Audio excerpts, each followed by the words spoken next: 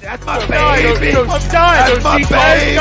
We're going at it at 110%. I just want 5 minutes of happiness, please. Just give me 5 minutes. And they scored! They did it! Left, beat left. What the hell was that? Oh, yeah!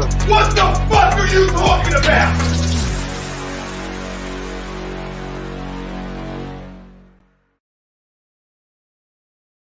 All right, what is up, fam? You are back for another episode of the Weekly Roundup. I'm your host, as always, Steven Rochelle, being joined by my favorite bearded friend over here, Mr. Zachary Burr. What's up, brother? What's up? Oh, we're feeling good today. We're feeling good. Look. How does it look? How does it look? We're the dueling beards, Steven. That's what we are. We're the dueling bearded weirdos. Oh man, we're gonna have fun. We're gonna have fun this afternoon. We got a lot of things to talk about. A lot has happened in this last week. Obviously, our with our poll question, what we're leading the show with, we got some things to talk about with Major League Baseball. No Hall of Fame inductees. We got some Philly news that is broken here in the last 24 to 48 hours.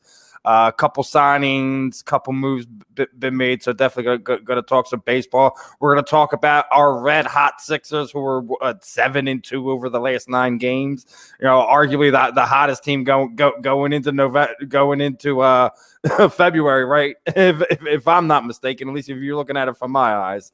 And obviously, we got some Eagle things to talk about. Nick Sirianni's press conference, some of the coaching hirings, and also some NFL news around here. So definitely gonna have some things to talk about. But obviously, our show is here, brought to you by our doc, make him your doc, Dr. Paul Vidal, Specialized Physical Therapy LLC, 2 locations in Burlington and Cherry Hill. Make sure you also head over to those social media links to vote for our doc. Make sure you give him some love there too as well. And as far as our poll question there today, obviously we got some things going on with that, but with the a lot of things going on in a lot of our lives, family, friends, and everything else. We all deal with mental health, addiction, and awareness issues. We're happy to support the counseling center at Sunrise Detox. If you need any help, or if you know anyone that needs any help, please tell them to call 856-561-8117. And as for our poll question, the no Hall of Fame inductees, this is a bigger slap in the face to the fans than the players. Agree, disagree? Zach, I know me and you got a lot of things to let off our chest when it comes to this topic here. Let's get with what some of your thoughts are there, and let's go, brother. What's up? I mean, I don't know if it's a slap in the face. I mean, it's bullshit. Okay, that's the easiest way I'll put it. Slap in the face is the politically correct way we could say. If you wanted to get my tongue involved, it would have been worded a little bit differently. It's probably more. To be honest, it's a slap in the face to everybody. To sit here and try to sit here and say, "Oh, it's more of a slap in the face to the fans, the players." It's a slap in the face to everybody. Everybody, really. Like it's. This whole idea, little plug there too. Let Riz get his little plug in there too. Head over to get the ballots in too. So well, Steven, you know what I'm tired of? Okay. Yeah. What's that? I'm tired of this idea that these guys cheated the game as if we were all fucking did we not all see Barry Bonds' head grow fucking, the way it did? Did we not all see Mark McGwire go from a skinny guy into the Incredible Hulk? And did we not all sit there on the edge of our seats for 4 hours every Sunday and watch guys hit 600-foot home runs and enjoy the fucking hell out of it and say, this is the best era in baseball history? So I'm tired of this nonsense that all of a sudden, all of us who were, so engaged in the game at that point, to a point where literally it brought the game back from a nosedive that it was in after '94. You'll remember it better than I did, right? You were alive. I mean, that was like, dude, that was the era I fell in love with. We might not even have a Major League Baseball. And I got into this argument with somebody the other day. They're like, well, you're overreacting. You're way off base. You're acting like its ratings would have turned into the American soccer ratings. It might have. It legitimately might have turned into like the fifth sport. And all of a sudden, it wasn't a part of the Big Four anymore because NASCAR was on the rise at that point. Literally, we could talk about, how much some people hate NASCAR, but the truth of the matter was at that point, because of Dale Earnhardt Sr. and all that, NASCAR was the fastest growing as far as most popular sport in the country. And a sport like baseball couldn't afford to lose any more viewers to the NFL and sports like that anyway, where it had already been dethroned as the top sport in the country, right? And I mean, stadiums were empty after the strike, literally empty. And nobody was watching on TV either. Griffey was the face of baseball. Maybe that was the only thing helping was that he was still kind of everywhere. But, you had the Cal Ripken, run at Lou Gehrig's, Ironman streak. That helped, right? And then all of a sudden, all these guys are just hitting mammoth home runs and hitting more home runs at a higher rate than we've ever seen. And we literally did not give a fuck at that point, even though all of us knew something was going on, right? Like, we're not stupid. We all knew something was going on. So I don't want to sit here and play this game that now all of a sudden we're going to punish every. Oh, and the other side with that, right, is that baseball knew what was going on. We now have evidence that baseball knew what was going on. And not only did they know what was going on, it was almost like they were like, hey, here's HGH, here's needles, stick it in your ass. Use as much juice as you want. And this is for the entertainment of the fans at this point. Fuck it. We don't give a fuck. It was almost like that's the attitude they took. Like, it's almost like somebody went to Bud Selig and said, hey, did you know Barry Bonds and Roger Clemens and guys like that are like juicing out of their mind, and that's what's helping them perform the way they are. And at that time, he would have had the fake shock reaction, like, no. Yeah, like, and like, there's a reason there's no drug policy in place. That way, I don't have to sit here and act like my guy. What are they cheating? There's no drug policy. Oh, what do you mean they're breaking rules? And listen, it was a dirty, corrupt thing. Sure, we can be mad at Major League Baseball for how it all went down. But that's the hypocrisy of the whole thing. It's too historical of a time in the game for us to sit here and keep these guys out of the Hall of Fame, right? Like, it's too historical of a time in a 20-year period there that we know is the steroid era for, better or worse, 15 to 20-year period there. There's way too many guys, and it's way too much of a historical time in the game for us to just dismiss everybody that was a part of it. It's just bullshit to me. It really is. I know at first we got Frank's weighing in, so here we go, Zach. I know the first few years we were like, oh, but like, let's get over it now. It's it's been way too fucking long. Like, enough. Sure, and I'm with you, Frank. The Veterans Committee will induct all those guys, and that's what's so stupid about all this. So the Baseball Writers Association is going to keep them all out because they're stubborn pieces of shit that have never played sports a day in their life, and they're like, well, the integrity of the game. You don't know shit about the integrity of the game. You couldn't even make the junior varsity team at your high school, yet here you are writing about fucking NFL football. Eyes on you, Mr. Joe Giglio, or however the fuck we say your stupid name, okay? Yeah, I'm taking shots, Steven. We're coming in hot, okay? I'm just, I don't persecute. I'm with you, brother. I'm with you. Don't persecute people that, like, literally you were lifting up. And Bryce is also coming onto another point. Like, when you sit back and look at that and, take the steroids out of it, a good majority of these guys were probably getting in anyways. I don't even care. I think that's all irrelevant. I really do. I think that's all irrelevant. I don't care what they did before steroids, after steroids.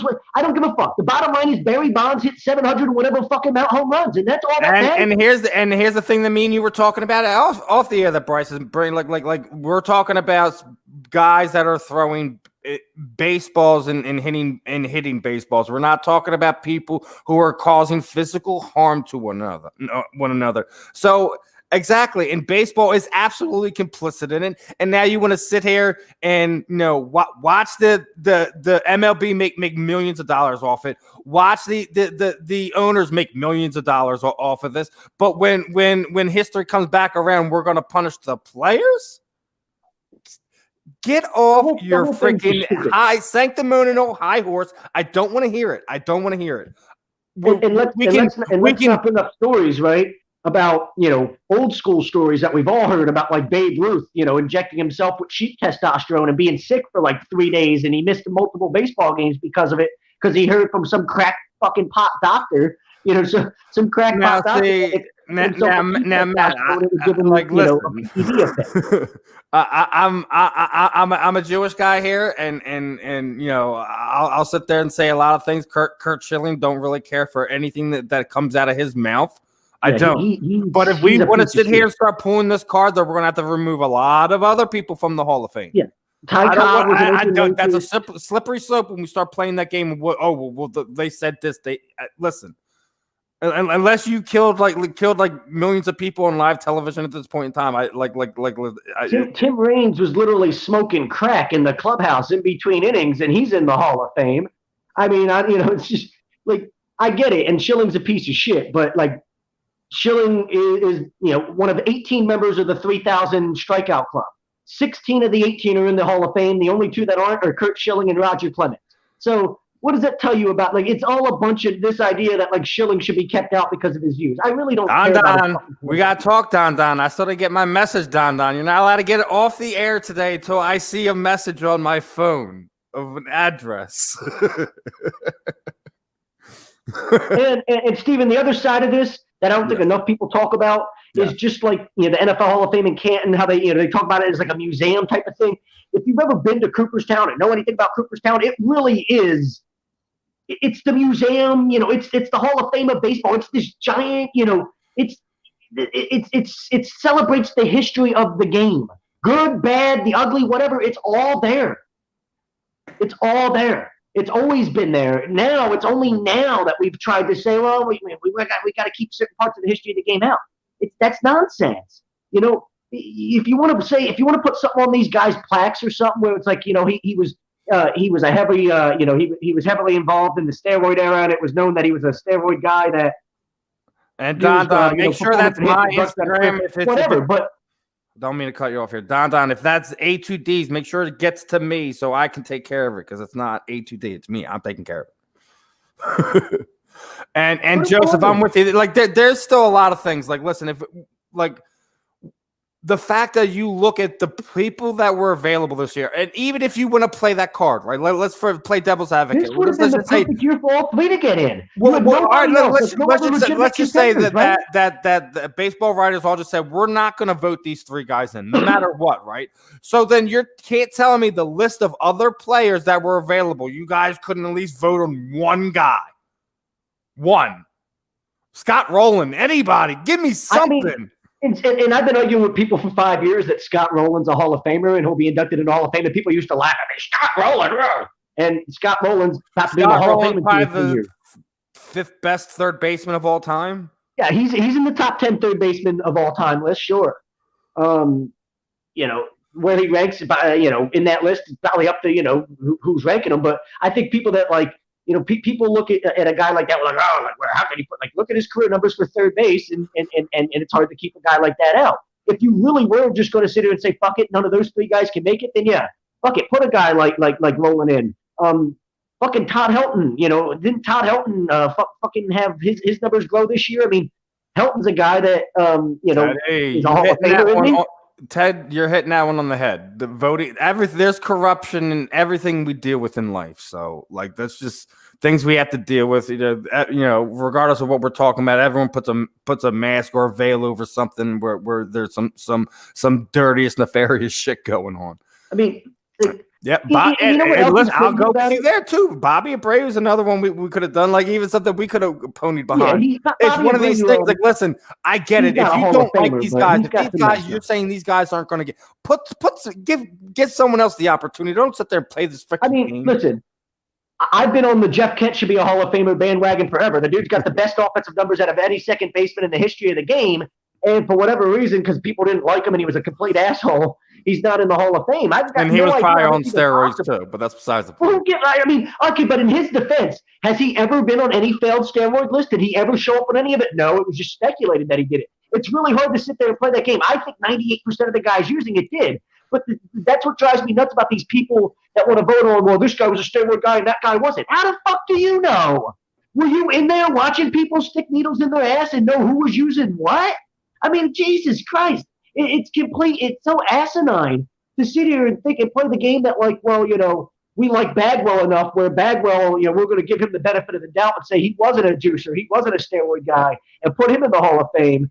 yeah, Jeff Kent can't be in the Hall of Fame. Like, if Jeff Kent has connections in steroids, so does Jeff Bagwell, so does everybody. Like, this whole idea that there's not already steroid guys in the Hall of Fame too drives me crazy. Like, I guarantee you, there is, without a doubt, dudes that have been inducted over the past 20 years that were juicing out of their mind throughout the 80s and shit like that. Like, that whole thing, we're long past that point. It's just so ridiculous at this point. It's like a parent that spikes their child, like, because like their child did something. Like, you know what? That makes you the bad parent. That's not like the child's fault. Like, you're the one being spiteful, and you're the grown adult here. Like, I'm not on board with these voters. Like, you know what? If you're that spiteful where you can't vote for a guy that deserves to be in the Hall of Fame simply because you don't like him, Ted, you shouldn't. Ted. You don't deserve to vote. Somebody should take away that guy's vote. Ted, they are absolutely complicit in it. We made them millions of dollars. They put these players in position Ted, to do this, and we're only going to punish the players for this? Come on, man. Hey, Ted, what rules did they break, by the way? Can you go find me any rules that there were in Major League Baseball at any point throughout the 80s and 90s that said guys couldn't smoke crack and smoke weed and use steroids? I mean, hell, it was fucking rampant everywhere. Like, no kidding. Like, we're not saying it was a good thing, but I mean, we all know Darryl Strawberry's story, right? And Doc Gooden's story. And the only reason those guys went to rehab is because they got arrested and, their lives. They fell off the wagon hard. You know what I mean? They're falling off the wagon so hard if they didn't. And we're not listen. We're understanding, but we understand that. But we're sitting there saying like the fact that you're going to shun them, fine. Then find other players that are available and give them the opportunity to say it's your turn. You're not getting the Hall of Morals, Ted. I mean, like, Ty Cobb openly used the N-word and used to go around like, his own entire. But Jake, this is what we're talking about. They're gonna get in the back nine anyways. That's why it's a slap in the face to the fans more than the players, because they're still gonna get their due. They got paid millions of dollars regardless. And to their peers, they're already Hall of Famers, so it's not. I think I agree with Jake a little bit. Like, to be honest, like, if I had to go one way or another, I think it's a little bit more of a slap in the face to the players. But I don't, like I said, I don't like wording it like that. I think it's just a whole slap in the face to everybody involved with it. Everybody. It's a slap in the face to everybody. It's like the baseball writers are trying to sit here and make themselves bigger than the system. Well, we don't like the fact that you guys all work together to make this happen for 30 years, so we're not going to, be a part of it. Like, fuck you guys. Like, what did you guys do to make baseball any money throughout that time? You guys were the ones writing on your little fucking notepads about how baseball was going to die because the strike was going to kill Major League Baseball. And you guys were the ones writing stories. And that's the thing. The sports writers were complicit on putting this plan into place because they were doing whatever they could to strangle baseball to death. And I've been sitting there saying, and I'm going to continue to sit there and say, baseball finds new and more inventful ways to punch themselves in the face all the time. Out of your four major sports, who do you think falls out of favor first? Baseball's already falling out of favor. They're already having a sport, like Major League Soccer, that we never thought was ever going to pick up steam, in the way that it has. And I can't tell you the last time I watched an MLS game. I really can't. I don't think I've watched one in 5 years. But the bottom line is you can't deny the growth of the sport. Me and you've had conversations on this. You already know how I feel about this, that I feel combat sports as a whole will overcome one of the big four and shortly. You might even be able to make the argument that as a whole MMA is in that big four conversation when it comes to marketing wise, they are, because they've gotten. I mean, you could even make the argument that there's not even a big four anymore. Like, what the fuck is a big four? There's NFL and everything else. Like, the big four isn't a thing. Like, there's the NFL and then every other sport. Like, nah, man. Like we've had the discussion before about this. There, like the NFL is the king of top of the mountain. Let's be true about that. But you can't sit there and say that there's not at least a two, because basketball is there on whatever facet you do it. If you put in collegiate basketball or in the NBA or whatever, or even international basketball, hockey's there, right? But what's crazy is in certain markets, you'll have a hockey game that goes head-to-head on a Sunday afternoon against a NASCAR race, and the NASCAR race pulls a better rating than the hockey game that's on NBC on a Sunday afternoon. You got the hockey game on NBC on Sunday afternoon, and you got the NASCAR race on Fox on Sunday afternoon. And there's in a lot of markets in the country where the NASCAR race does a better TV rating than the hockey game nationally. So you know, that tells you something. Right? That it all depends on where you're at, what market you're in. I think the only market, like the only time it doesn't matter, is the NFL. Like no matter where you live in the country, no matter what market you're in, the NFL's killing it. Overrated? No, I think he's a little maybe overvalued money wise, but like people think he's overrated because how much he's paid. He's a superstar. He's just overvalued, not overrated. He's a future Hall of Famer. So I don't, or is he overrated? How can you overrate a future Hall of Famer? Like, I hate that. Like, I hate that shit. Is he overrated? No. I mean, like, at the end of his career, if he's going to Cooperstown and it's a Philly, it's a Phillies emblem on his plaque. Like, I hate that shit. Like, we did that shit with Mike Schmidt. We did that shit with Jimmy Ross. If you're able to locate, if you're able to relocate, $100 million, you're able to put things in place. They were already a good team before they had them. Dude, there's 25 guys on a baseball team, okay? Why did it take the Dodgers until this year to finally break through and win? Because that's baseball, dude. It has nothing to do. And if I remember correctly, they were missing Bellinger more than half the season. I mean, he's had ex-teammates that have come out and defended him and said that like he's a great teammate, and no, it's not a bad look for him. Like he took on Jonathan Papelbon. I think it was his second year in the league or something like that. Like, come on. I don't understand how you can watch that guy play the game and not like love him as a baseball player. I get it; he can be inconsistent at times. He can go through slumps that drive you crazy. The bottom line is when he's healthy, he's hitting 35 bombs and driving in close to 100 runs. And he's a big-time run producer in the middle of your order, right? I mean, we look at his first full year with the Phillies, and we tried to find every way to rip the guy apart. At the end of the year, when you looked at his numbers, you said, hey, that's a damn good year. Can't really complain about any of that, Career high in RBIs or whatever the fuck it was. And, he had the 36 home runs and shit. I mean, you're like, well, we're bitching about that?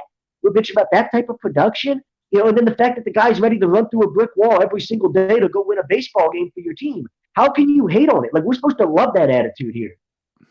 He's Chase Utley, except Chase Utley didn't go through the types of prolonged slumps that Bryce Harper does. Like, to me, he's really, really similar from a mentality perspective to what Chase was. Just Chase was a more consistent player. And Bryce is kind of leading us into the next part of our baseball talk, because we had some Phillies things to talk about. Didi Gregorius is back. JT Realmuto is back. Yeah. Signed another I think arm in the bullpen. I think Irvin's out of here. They moved him for cash. So from what I'm hearing, all signs is pointing to Trevor Bauer. I don't know if that's an actual thing or if just people run their mouths, but we'll see how that goes. Did you hear it? Did you hear it? AAV? Oh, but hold on, real quick, Ted. If you haven't seen how MMA has grown, just in a 10-year span, like it's been around for 20 years or more. But what is done in the 10 years, the Fox deals, what they've done. Some of your hockey, and baseball have kind of fallen off in other like where MMA has an international reach where it's super popular in the United States and South America and especially over in Europe and in Asia. So that's where some of these things can't be looking on the scope. You're looking at it through the eyes of the United States. We're looking at it even bigger than that. If you look at it from like the perspective of the youth in this country and the sports that the youth in this country are getting into, I mean, one of the big things that everybody's worried about with baseball is how much of a drop in like coaches that the youth has in this country for a sport like baseball. And you've got sports like lacrosse, like MMA, all those types of sports that are dragging youth athletes away from baseball. And I see it because I umpire, youth baseball down here in Florida, which is still a hotbed for it, obviously. Travel baseball is everywhere every single weekend down here. But you're still seeing a lot of the elite athletes, the best athletes that, maybe 20 years ago, if they still love baseball that much, we're playing baseball, and those elite athletes are now going to other areas. They're playing soccer. And that's what I was sitting there saying. We even sitting there saying, like, even in MMA, like you're starting to see some of these guys who are truly like wow, men, like that. Like you see bare knuckle boxing and stuff like that, and you're seeing more stuff like that. Branch out to even more and more professional. Yeah, man. So you're gonna start seeing a whole lot of things where where you had guys who were athletic, and maybe that just wasn't their sport. Now, like, you have avenues now where you didn't 20 years ago. It's crazy. And Bryce, we're going to get back. We'll get back into the actual baseball talk, but the Cardinals are a team. You were sitting there saying that if we get Bauer, we're probably one of the teams that should be favored here in the at least at least to win our division here. Yeah, But I think you've got a bunch of good teams in the National League, but I think we've added enough at that point. If you end up adding Bauer, I think we've got enough to sit there and say, there's no reason we can't go toe to toe with the Dodgers, with the Nationals, with the Braves, with the Cardinals. Like, the Padres are going to be really, really good, I think, this year. So there's a lot of good teams in the National League, but it also helps if there's a lot of really good teams, because that means that they're all going to beat up on each other at some point. I got to address this one here. We're all going to be there, hopefully, at the end. The UFC succeeds where boxing fails because fighters don't get to dodge and pick their own fights. They absolutely do. Where have you been? We still have a major matchmaking problem throughout MMA. No, the best don't fight the best. It's still a problem, regardless if we're talking boxing and MMA. But again, we'll go back to that one at a later date, my friends. We got we're gonna stay on the Phillies here, and yeah, I mean, I think they're definitely. They're definitely a top 10 team on paper right now. We could probably talk about less than that once we start seeing what that offense is going to be. If Reese Hoskins going to have another year like last year, then we can throw that out the window. But if he's half the player he was his first or second year, then maybe we can have the discussion. And, we'll see what Alec Bohm is, right? Spencer Howard's going to be in the rotation now. I mean, if Trevor Bauer gets added to this whole, think about it. You'd have Bauer, you'd have Nola, you'd have Wheeler, you'd have Spencer Howard. I mean, hell, you could be our fifth starter, and I still really like our rotation.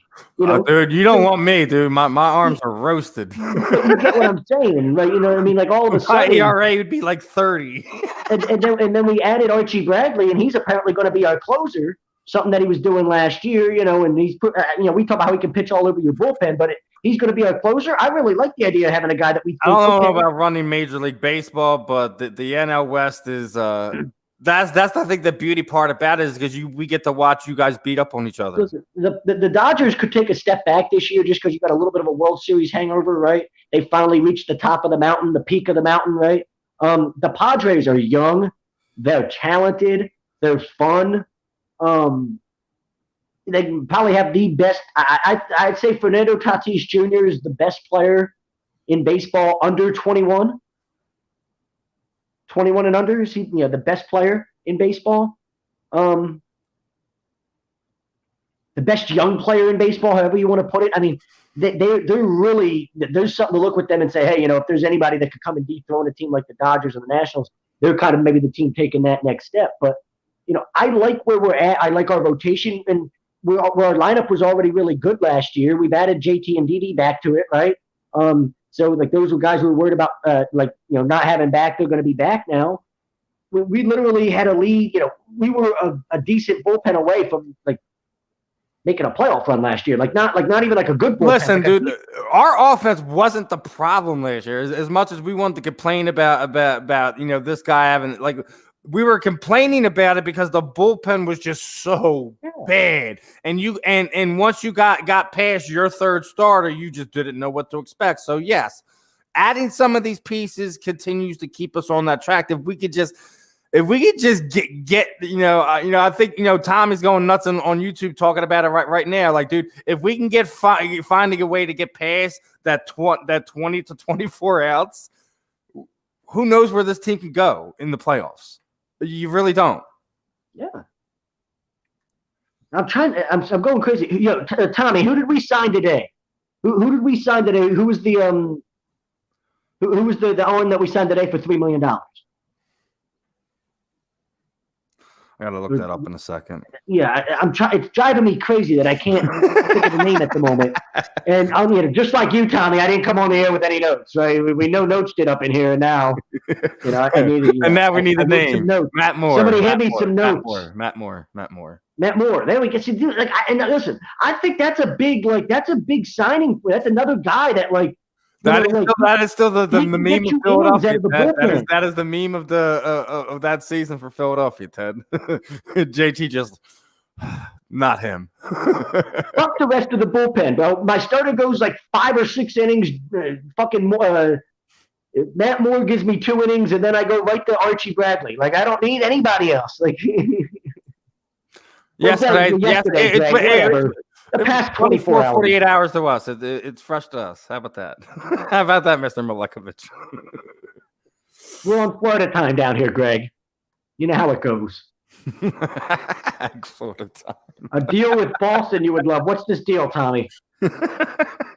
I got to hear this. Oh, man. I'm open to deals, Tommy. Actually, hold up a second before we get too far into that. Yeah, we're hitting that minute mark there, and got to get our sponsor read in. We recently partner up with Body Check Wellness and their line of products that promotes wellness, balance, recovery, using a full potential of hip. They come extract blends, gummies, and topicals. Use promo code A2D for 20% off your order at bodycheckwellness.com.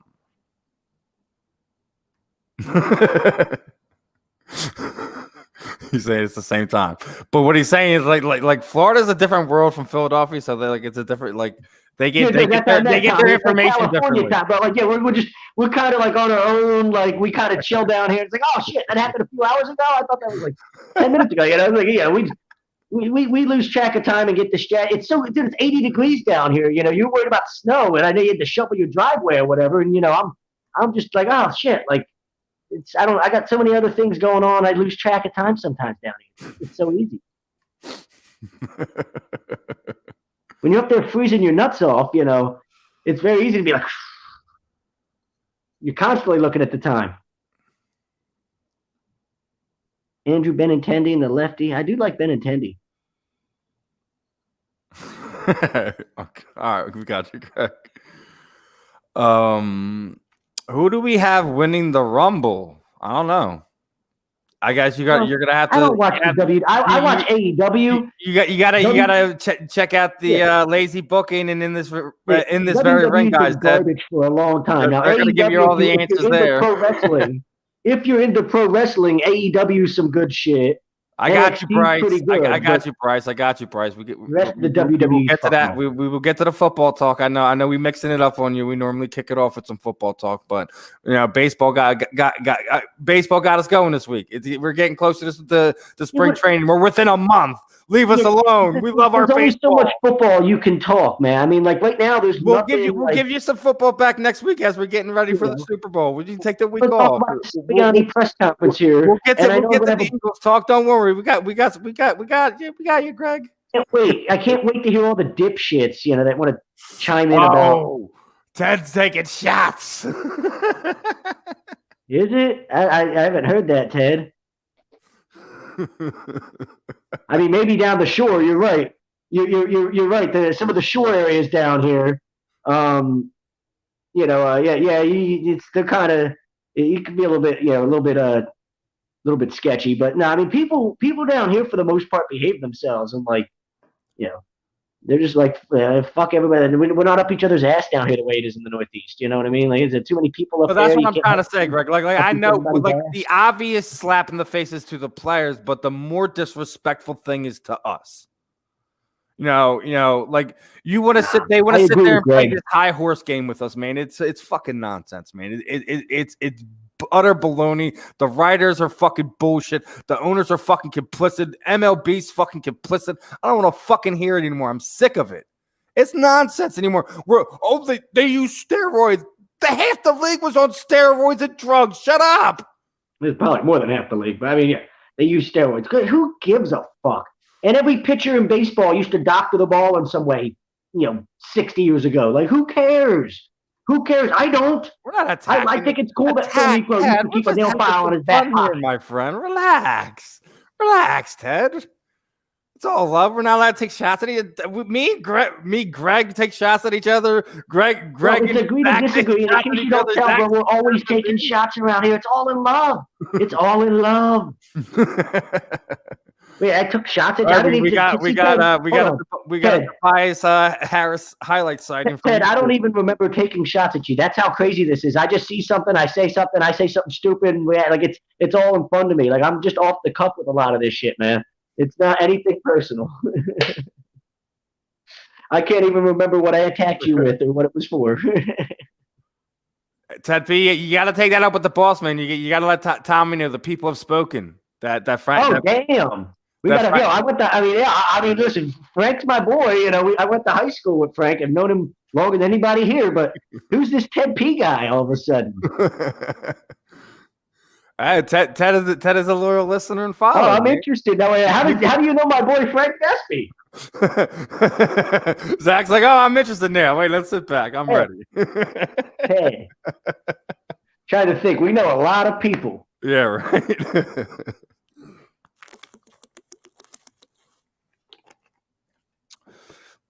All right, well, taking a little bit long on that one, but I guess we'll kind of shift from our baseball talk for the moment because we have a Tobias Harris sighting on the comments in here, and our Philadelphia Sixers are red hot right now.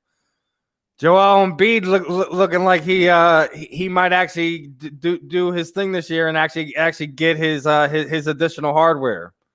You know, I mean, I don't want to jinx it. It is early. You just did it. I know. Well, no, I mean, everyone's talking about it. No, he's gonna come up with some stupid foot injury or something. Stop it!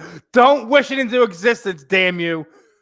He's got a calf strain and it turns into like a month-long injury. Boy, if it happens, I promise you won't have to have Ted coming after you. I'm gonna come down to Florida and choke you my damn self. Looking forward to it. I mean, if that's the case, I might as well just pay your girl a couple bucks to just save myself the trip. Yeah. She won't. She's like, he's not worth it. Like, fuck it. She knows what she signed up for at this point. No, but I mean, seriously. I mean, even you look this week, the big win against the Lakers. You know, you have to buy the big shot at the end to win it.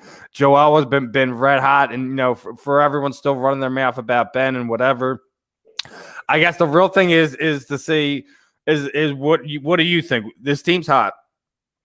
We already know this was going to be a shortened season. And it was going to be more of like what it's like when they get in the playoffs. Seeing what you've seen so far the first month and a half, you know, they've had a couple nice little runs in them. This is kind of the second one they got in them so far. What are your thoughts on what do you think they can do right now? Are they the hottest team in the NBA right now? And what do you like their chances of at least getting out of the East? Let's not even talk about the bad NBA titles right now because I don't even want to get that far. What you looking like, what they see, what they're matching up with everyone, can they make it out of the East? Yeah, I mean, we've been saying they can make it out of the East for the past 3 years. So, yeah, we've been saying it, but it looks like they finally have the coaching, and barring your freaking voodoo magic over there, do you say this team is getting out of there? Sure. Let's go with that. And absolutely, Ted P. That was an absolute, and JoJo was spot on. They would if JoJo did that to LeBron, he'd have been thrown out of the game. He'd have been suspended for a month. I mean, come on. They'd have locked him up for charges. We would have seen Joel Embiid next season. Baby Bron. Call him Bron whenever he does that. There you go. Yeah, you do in the Lakers right now, Tobias. You do.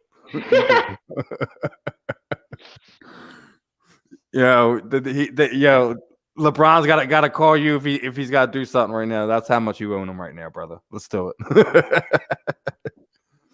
No, I mean, there's obviously, you know, we still didn't play the Celtics with Tatum, so that's still another thing that we still have to kind of consider. We didn't get the Nets at full form, and we've played some duds against some teams that we shouldn't have. So, like I said, as much as I want to be high on this team, as much as I like what this team is doing, at that very same time, You know me, bro. I'm a realist at the end of the day. I know. I'm waiting. I'm a Philadelphia. I'm waiting for that other shoe to drop. So, you think there's going to be a hard fall in this team where they could wind up, hurting themselves in a playoff run, or God forbid that injury bug winds up hitting this team. I mean, I don't know. They have everything that you need. They have the nucleus. They have everything that you want, from that standpoint of it. They seem to have, be meshing better and better every day. It seems like what we had talked about as far as it'll take a little bit for everything with Doc to take effect. That all seems to be coming together very well. So, I mean, it's just still really early to sit there and try to predict things that are going to happen come playoff time. I mean, hell, you could have a fucking blockbuster trade by the deadline, and all of a sudden, Bradley Beal ends up somewhere that's not Philadelphia, and he ends up, one of these other Eastern Conference contenders. I mean, as of right now, when you look at it, most people in Philadelphia, that's what they want. They want Bradley Beal ends up in like Miami or something. You know what I mean? Like all of a sudden, they've got a killer scorer, and they've got a guy with a killer instinct in Jimmy Butler, and they've got everything else that made them a great team. There's a lot of teams that if they get Bradley Beal, it changes things. If we get Bradley Beal, it changes things. Now, if we get Bradley Beal and you ask me, oh, what do you think of us now? Well, yeah, now I like us winning a championship. As long as we're not giving up Ben Simmons in that deal. I mean, listen, if at this point in time, like Matisse Thybulle looks like one of those guys that's on the outside looking in. You want to package him up and a couple picks or something like that and move him along, please. I mean, listen, people might kill me, but I'll go. I'll even go our first round pick this year. As much as I like the Maxey kid, because I think I think him and Beal are going to play. So if you're trading for Beal, what you're committing to is that Beal's going to pretty much play a 2-guard spot for you most of the time, and that's what Maxey was going to be playing for you most of the time. So if you're committing to the trade with Beal, aren't you also committing to having him here long term? And I'm with you. Maxey's a steal. I mean, remember I got yelled at like 2 weeks after the draft by the one guy that was like, "How can you say somebody that's an impact player that was the 21st pick of the draft? Because the kid's that fucking good. He's gonna be an impact player." But yeah, and we said it afterwards. Like listen. Coach don't lie. So if Coach was sitting there, doing a happy dance for that kid that he felt to a team like us, then my point, I guess, with the Beal. But it was also one of the things that you talked about, right? How COVID was going to affect things, and guys like him were going to kind of slip, and that teams like the Sixers would take advantage of it. I hope that this pans out. I really do. Well, let me ask you a simple question then, Steven. Okay, can Ben Simmons, Tyrese Maxey, Bradley Beal, Joel Embiid, and whoever the fuck else we're going to throw in that conversation, can they all play together on the court at the same time? I mean, I guess the other thing is probably where does Danny Green really fit into this right now? Is he more of just a defensive, that's fine. If he's a defensive piece that you can just move out? Because you're not getting anything from him as much as consistency on the offensive end. So I mean, I don't think Matisse Thybulle in a 1 gets you Bradley Beal. But multiple ones do, and if you already think that you're going to be picking high for the next few years as it is, what does it hurt? I mean, you already know it's going to be a team. Give them away. That's not the way this shit works. It's going to be a team pick no matter what. We've seen how the NBA works. They're not going to give this shit just give them away. And on top of that, they know the Sixers are going to have a really good pick, so they're going to want more than just picks. They're going to want Tyrese Maxey, Matisse Thybulle, and then a pick or two. Not just give me one and then a couple. If you give them Matisse Thybulle and 2 first-round picks, are whoop-de-doo. I've got Matisse Thybulle and I'm picking 25th the next couple years. They don't win shit with that deal. It's just not a good deal for them, and you're not going to get Bradley Beal for that, I don't think. So, I mean, you've got to come up with somebody better than Matisse Thybulle and a couple first-round picks to make that deal happen. Is my point. Yeah, I like the Maxey kid, but if I'm saying if I got to get rid of him to bring Bradley Beal in, and now my big 3 is Ben Simmons, Bradley Beal, and Joel Embiid. Woo, that's a damn good big 3, and then we've got Seth Curry and Danny Green and a lot of depth on top of it, and you still got depth, even going on your bench, even going Pat, even if Thibault and Maxey were in the same deal. You still have enough depth in your bench to make that deal worth it. Who's another team in the East that you think is going to surprise people over the next month? That you think that a lot of people are talking about, think that could make some noise in the playoffs outside of what we're already thinking. I mean, I don't know if I'll say like they can make some noise, but a team that I think has been impressive early on, where you're like, well, this is finally a team that looks like they have a little bit of a direction, is Charlotte. The Bobcats at times have looked very good. They won 3 or 4. They had a little winning streak there. They seem to be building some momentum with the younger Ball kid who actually, LaMelo Ball seems like he could play. Oh wow, that kid, the one that kept himself the furthest away from the situation that everyone was doubting looks like he was the best one of them all. Get his dad away from the picture, and I actually like these kids. Like, and I like LaMelo so much more than Lonzo. For whatever reason, Lonzo just, I don't know if it was his face. Like, to me, Lonzo had a punchable face. Like, I just wanted to punch Lonzo Ball in the face every time he came on my TV. Like, there's nothing for me to dislike about LaMelo Ball. Like, he seems like a good kid. You know what I mean? He's athletic. He seems like he's worked up. We've watched him literally grow up on TV in front of our eyes when you think about it. We watched his AAU teams and shit like that play at 15 and 16 years old when his dad was, all in the headlines 5, 6, 7 years ago, right? So that also makes it 5 years ago, whatever it was. But the Knicks have been bad for so long. Like, they finally have to get another team. Sure, I think that's the same reason I say that about Charlotte. Is you're just what a perennial dumpster fire those two organizations usually are, right? And the problem with the Knicks is they're still owned by that fucking creep. That weirdo. that dude that just he's like the Dan Snyder of NBA owners. Like, he's just this fucking dude is just I thought that was problem. the Clippers owner. What was that he got ran out? What was it like? Well, that was Daniel Stone. That was Sterling. Yeah, he's already gone. But yeah, now the new guy that's a lot like Snyder is the dude that owns James Dolan, or whatever. Is that his fucking name? The dude that owns the Knicks. I think that's something like that. Yeah. And he banned what's his name? He banned Charles Oakley from Madison Square Garden. Like, I was hoping Charles Oakley was going to knock his ass out. I know I was not the only one that's like, I want to see Charles Oakley grab that billionaire dude by the lapel of his shirt and just shake him around. No, and throw him across the out, 4 rows across the. That is like the Deadpool 2 scene when Juggernaut runs up on him. Like, I'm gonna tear you in half now. Like, that's what you kind of envision is gonna happen. Or like Hightower from the Police Academy movies, something like that. Like, it's just this incredible feat of strength. And yeah, this is how special that dude is. Through a season ticket owner. Yeah, that was Charles Oakley, wasn't it? Wasn't that the season ticket owner he threw out? So that's the problem there. I mean, Michael Jordan, to my knowledge, is a pretty good owner. Seems like they just, they've struggled to be able to build the team, and that could happen for a lot. They had multiple years. Remember, they had the worst record in basketball the year before. They were supposed to have the number 1 pick when Anthony Davis was the top pick. Remember that Charlotte had the worst record. They won 7 games that year. Remember, they set the NBA record for the least amount of wins. And instead of getting the top pick, they got the 2nd pick in the lottery. The Hornets got New Orleans got the top pick to get Davis, and Charlotte got stuck with Michael Kidd-Gilchrist. Like, could you imagine if they had the top pick and they got Anthony Davis? Like, their fortune could have changed a long time ago, but that's just the way the cookie crumbles with the NBA lottery sometimes. So they've had a tough run of it, but we ripped the Hayward signing. We ripped the Gordon Hayward signing, right? But he's actually been a really good. He's having his back. And now here's the thing: there's a rumor that that maybe we don't get Bradley Beal, but the rumor that JJ Redick is available. Would you want him as a shooter off the bench? We have Seth Curry. He's a better JJ Redick. I don't need JJ Redick. Yeah, but listen, there's not enough arm. Enough. So you just saying you can never have too much shooting? I guess. You already have Danny Green on there.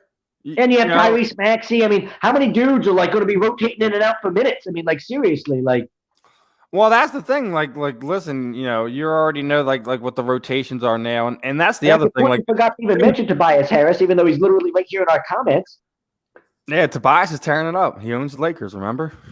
Yeah. You probably don't need Bradley Beal, but I'll tell you this: I'm just saying, and people can rip me if they want. If it means we sign Beal long term, I'll give Maxey, Thibault, and 2 first-round picks to bring in Bradley Beal, because that means I now have Ben Simmons, Bradley Beal, Tobias Harris, What's wrong with Joel Embiid, Porzingis? right?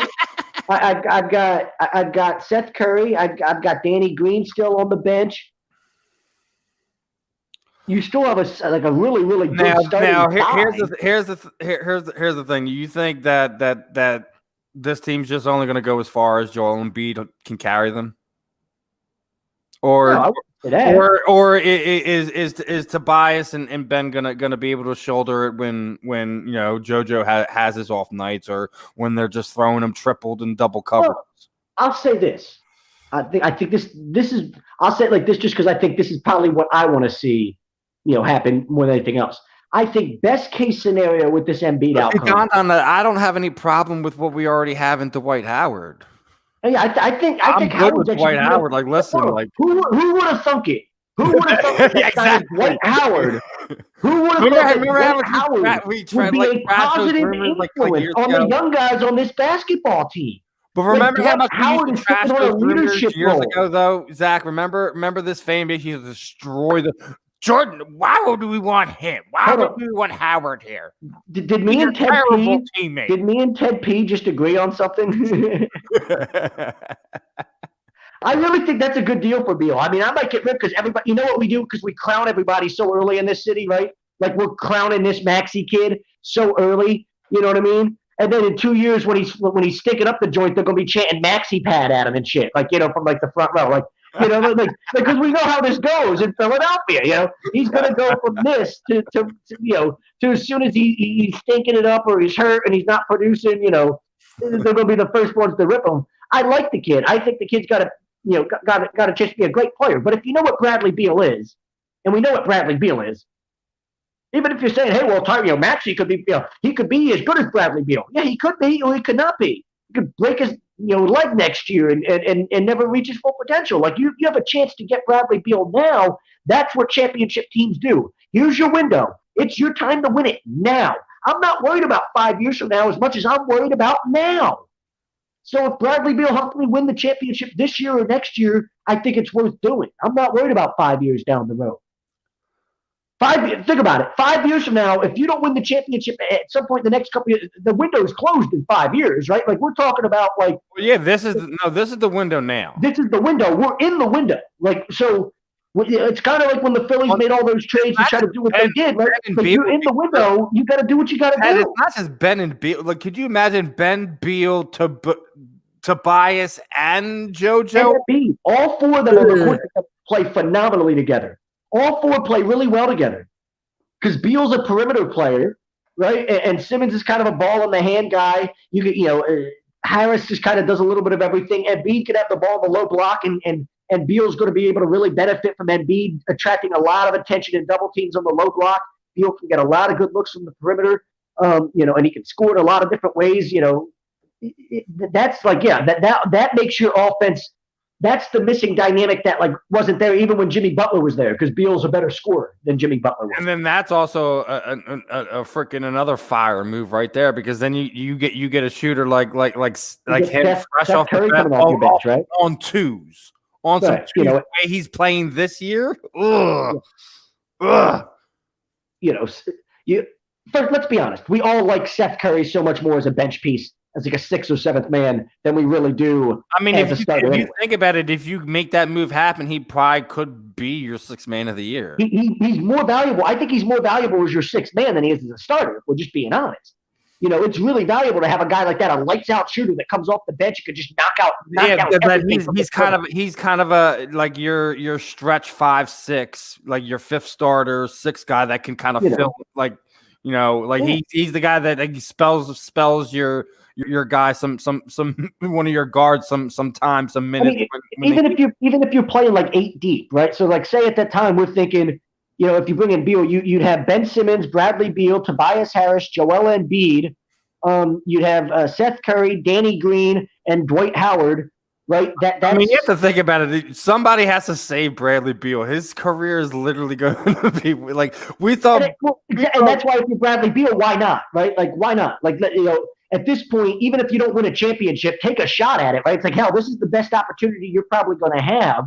Unless you somehow magically fall into LA or some situation like that where like the league just totally tries to bend everybody over and fuck them. You know, just as like, here you go, LeBron, here's another superstar. You know what I mean? Like, but, you know, realistically, what the league should want is for him to come to a place like Philly, because all of a sudden that's like the missing piece that like you want an electrifying NBA Finals. You know, how about 20 years? I think what it is people underestimate the market. Go ahead. 20 years since the Sixers Lakers NBA Finals with Shaq and Kobe and AI and all that magic. You could have a Sixers Lakers NBA Finals. Oh man, would that be fun? That matchup be even better. Like we did. Like it was like, here's our revenge, right? Like take down LeBron. Could you imagine? Like if we could. And you have to remember, like, if I remember correctly, our last title win was over the Lakers, wasn't it? 83, yeah, I believe so. It was the Lakers, yeah. So this is a non-rivalry. That's a rivalry over two colossal coast. Like if you look at LA's the big market out here. Like people want to argue and say it's New York, but Phil, when we talk about basketball, no, because that's another thing we need to talk about. Before we get off of basketball. Not just pro basketball, but you're talking about amateur basketball. That's what I'm about to get into, because we had something happen here in Philadelphia that we got to address. You know, the passing of Temple coach John Chaney he is the face of college basketball in not just the PA in general. I think it's fair to say, go ahead. When you think of Big Five basketball from, you know, like the 90s era, the 80s and 90s era, Big Five basketball, John Chaney's the face of Big Five. I mean, everyone talks about Valvano, but like, I mean, listen, it's like, John Chaney was Big Five, right? You talk about like Temple, St. Joe's, LaSalle, Villanova, you know, all of that. Like John Chaney was just the man. You know, he was just the man. He had the respect, it seemed like, of everybody. Like I remember being a little kid. All I knew was this guy's a legend when he was on the TV and he was talking. Like I was the reason why I started even paying any attention to anything Temple, but it was because like, hey, John Chaney, Temple, that's Philly. That's like I got to tune into this. You know what I mean? And he did give you like he was Philadelphia, right? Like he was our Bobby Knight, so to speak. You know what I mean? He was our Bobby Knight, and so to speak, in our own way. Personified, like what inner city Philadelphia is all about. You know, the toughness of what Philadelphia, you know, and the people of Philadelphia are all about. Gritty, hardworking. That's who he is. That's what he expected of his players. And listen, he's going to be missed in many ways. And you know, thoughts and prayers goes out to friends, family, colleagues, etc. Who are all touched and hurt by this. So like, listen, I'm going to go back to what I was saying. Back to the original thought of this. Like, listen. Philadelphia is a big market basketball. You put Philly in the Lakers in the final, you're gonna get people tuned in. You're gonna get big numbers, and especially with the players you have on both the respective rosters, with even without the potential of a Beal trade. I'm just gonna say right now, if JoJo keeps on this mark, nobody's gonna take that hardware from him. And I'm talking about he's gonna be the MVP. Like I said, I'm not gonna get into NBA titles. I don't know if we're gonna get there. I don't know if we can get everything to work out the right way. Like, listen, we all know what it takes to win an NBA title. It ain't an easy thing. You need a whole team. You need your coaches. You need everything to kind of work in your favor. Doesn't seem to happen that much in Philadelphia, so that's why I kind of stay a little reserved on it. But hey, listen. Through almost almost two full months here, Sixers are looking really good. They looking like the team that we thought they were a handful of years ago. That was why we've had all these expectations for it. Ben and Joe are now more than a handful of years under their belt together. I don't know if Ben knows who he is as a player, but I'm pretty sure that they knew how to play well together. And I think Joel Embiid is going to continue to have a monster year. Just, we're always going to have those question marks around his health. Is there something he's going to have to deal with? Us or fans are going to have to deal with. So, yeah. I mean, listen, I'm with you, Ted. Ted's on fire tonight. We've said Embiid he's always had the ability to be the best big man in basketball. And we've said like he could possibly dominate the game as a big man. I mean, dude, Shaq has been getting on him for what, like 3 years now? And we used to always say, remember how Shaq used to dominate the league as a big man? He had like a 5-year stretch there where he just like, you couldn't stop Shaq. You knew you weren't going to stop him. Got to try to slow him down, maybe hack a Shaq, send him foul, do whatever, but you knew you weren't going to stop him. They still couldn't hack a Shaq either because he was still finding a way. Couldn't even do that, right? Like he was that dominant. And we've always said Embiid has the ability, he has it in him to literally dominate opponents in that way every single night. For whatever reason, nobody's ever been able to get it out of him. We're this close to like, it seems like maybe finally tapping into that Joel Embiid. The one that just decides, I'm the most dominant, player, the most dominant big man in basketball, and nobody can stop me. I don't think anyone's going to stop him this season. Just is the question is if he's going to stop himself is really what it boils down to. Sixers basketball it'll be interesting, over the next 2 months to see kind of how things play out. How see if they can stay healthy, see if they can keep this positive chemistry building forward, and like I said, if they can add, maybe another shooter, another star, however that winds up playing out, that's gonna play out how that does. But at the end of the day, we all gotta get we gotta get our own things in order here in Philadelphia first before we worry about how far this team can go and how it's all gonna wind up playing out. So. Now, it's about that time again, so make sure you guys all go check out Dr. Paul Vidal at Specialized Physical Therapy LLC. 2 locations at Cherry Hill and Burlington. He's our doc. Make him yours again. Make sure you're checking out that social media link to go vote for the doc. Show him some love. We're gonna get into the second hour here, and obviously we're gonna get into some of this football here. And the Sirianni press conference and all that. Eagles, picking up some more coordinators, offensive, defensive, and everything else. What are your thoughts on that that press conference? And it was brutal. It was hard to listen to at times. Man, he seems uncomfortable talk, but listen, you stutter all the fucking time. A lot of people, a lot of people aren't smooth when they talk. You know what I mean? Like it's that whole.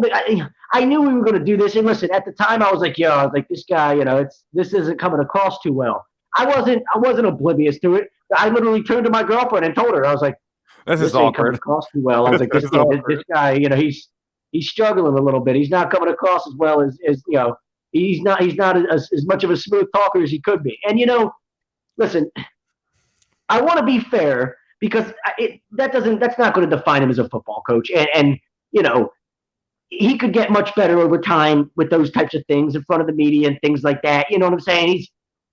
I don't want to look too much into that. But I will say this. I've always been a fan. Like, I love coaches that come in front of the microphone and put that thing in front of your face and put on a little bit of a show, and don't be afraid to tell the media to fuck off and stick it where the sun don't shine. That thing. Like, but here's the thing, like you lying in that way. We all knew that the quarterback question was coming up, that it was going to get addressed, and he looked like he wasn't prepared for it in any way, shape, or form. At that point in time, why don't you just sit there like you need to ask the other guys? Did that not seem like Howie or Jeffrey Lurie handed him a script and said, "Hey, when you get asked a question about the quarterback position, this is what you say. Don't go off topic from it. Don't let anybody be like, well, no. Like, stick to the script." No, like this is strictly what we're saying. I don't know if they're trying to play a leverage game with that. I don't really know what the deal is there, but you can't tell me that there wasn't something like that. Sounded way too, those are, this is what I've been told to say. And, I can't say anything anything differently because, like I've got strict orders to, only say this type. Like that's literally, I was just like, I was like, that's not like, you're not telling me something for, like, he didn't tell us anything, right? And that was for a reason. Like, there was a reason why his answers were as vague as they were. We didn't get anything out of them. And I don't think it was because he wanted them to be that way. I think it's because management was like, this is what we want right now. Like, we're still trying to figure everything out. We're just, polishing off our coaching staff.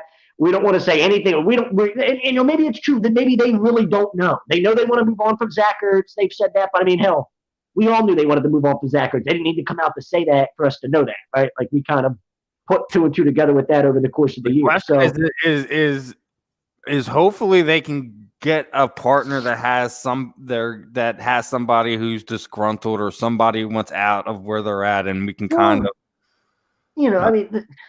But listen, the Ertz thing is what it is. We're going to overvalue him, and the text blowing everything up. JJ Watts is asking for answers now. Hey, you guys need a tight end? The whole idea. People are going to be like, we need to get 2 firsts. Like, people are going to be outrageous with the Zach Ertz things. I need at least a 1st round pick. Like, you're going to take a 3rd round pick, and if you're lucky, like seriously, like this idea that like we're going to get much capital for him, it's probably unlikely, but. It's whatever, you need to get out of certain contracts. I guess just because, you got to start the whole process of doing that. So it is what it is. So maybe they really don't know exactly, they don't want to answer too many questions because they really don't know what direction they're going to go into. Maybe they don't want to say we're committed to Carson as our quarterback because say something does happen, as these training camps get going and a quarterback blows their knee out and you've got, a situation like the Cardinals had when they gave us 2 first-round picks for Sam Bradford, right? Because they just needed a quarterback. I can understand that side of it where you're like, listen, we don't want to say, we're trying to fix Carson, he's the guy, or whatever. Because then if something were to happen and to another team around the league and they hit you, hey, is Carson available to trade? We'll give you a 1st-round pick and a 1st and a 5th. And then the funny thing is that then the fans are like, oh, well, we haven't heard from Carson, and this is troubling. Well, the head coach is sitting there stammering, stuttering because he doesn't know what's going on. What do you think you're going to get out of him? Yeah, no, I don't think anybody knows what the fuck's going on right now. I mean, really? Do you really think anybody has any clue what the fuck's going on? Like this organization. The people that should be asking questions, they should be asking Howie Roseman all these fucking questions. For God's sakes, Sirianni's been on the job a fucking week. He's, we're still questioning whether, is this dude a puppet? Is he a yes man? Like, what's this dude's, what's his story? Like, we're still trying, we're still going through the bullshit. Like, we're still, putting our bullshit meter to this guy and trying to, figure out everything about the man. Like, what we got to think, what our feelings are on the dude. And we're over here asking him, questions. Like, he's got any say in any of this shit. Like, what do you think? Like, he's going to have a say? Well, yeah, I've been here a week, but let me tell you something. Carson Wentz is the quarterback, and that's just the way it's going to be. Like, what the fuck? Like, what kind of question I is that? haven't even seen Carson, seen him play, seen how he works, nothing. He just said, he said, I talked to him on the phone. We had a good conversation. It is what it is. Like, what else do you want the fucking guy to say? What do you want him to get down and start blowing Carson? I think he's one of the best quarterback talents in the entire league. Like, Jesus Christ. Like, sometimes we ask stupid questions. I was already talking about. No, well, great, David. I'll address it because I know Stephen will disagree. I'll say this, and I've said this the entire time, Stephen. Right? You can confirm it. I've been on the record the entire time. I don't care who we draft at 6, as long as it's somebody that's walking in the door of the NovaCare complex day one, and he's position number 1. Now he's the starter from the moment he walks in the door. Right. Everything he's coming in there, and the plan is he's a playmaker. Now, I'm on the record as saying I want Patrick Surtain at number 6. I am starting to believe after we just hired the dude from Florida, Brian Johnson, who obviously was there and has the connection with. There's a little bit of writing on the wall for me and Steven. I'm a writing on the wall guy, right? I always talk about the writing on the wall, right? Yes, sir. And we've been very good. We've been very, very good on this show at actually reading that writing on the wall correctly. Multiple times, have we not? Me and you have pieced it all together pretty well, right? Yes, sir. The writing on the wall kind of is starting to tell me that Pitts is going to be the pick at number 6. Now, hold on. You say, David, Pitts instead of a wide receiver or corner. And this is where I disagree with that sentiment because from everything I see about Pitts, and this is not me trying to blow the guy into being a Hall of Fame player or anything, but to say that he's a tight end is actually It's just not true. He's a guy that is 6'5", 240, 50 pounds, whatever, but he's got wide receiver feet. And there's a lot of those hybrid type players that are in the league now. I mean, say he's a Travis Kelce type player.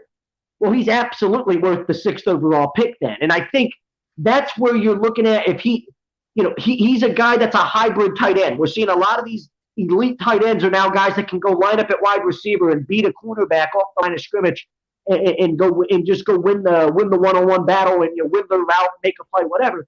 I think he's a guy that can do that. He's not just going to be your conventional tight end that's going to line up, on the end of the line of scrimmage. He's going to line up out wide. He's going to line up in the slot. He'll line up and play a lot of wide receiver, a lot of tight end, a lot of different versatility coming from him. Where I think he could be enough of a playmaker where I'm okay with the pick. Now, like I said, I'm on the record to say I'm not ripping any pick there.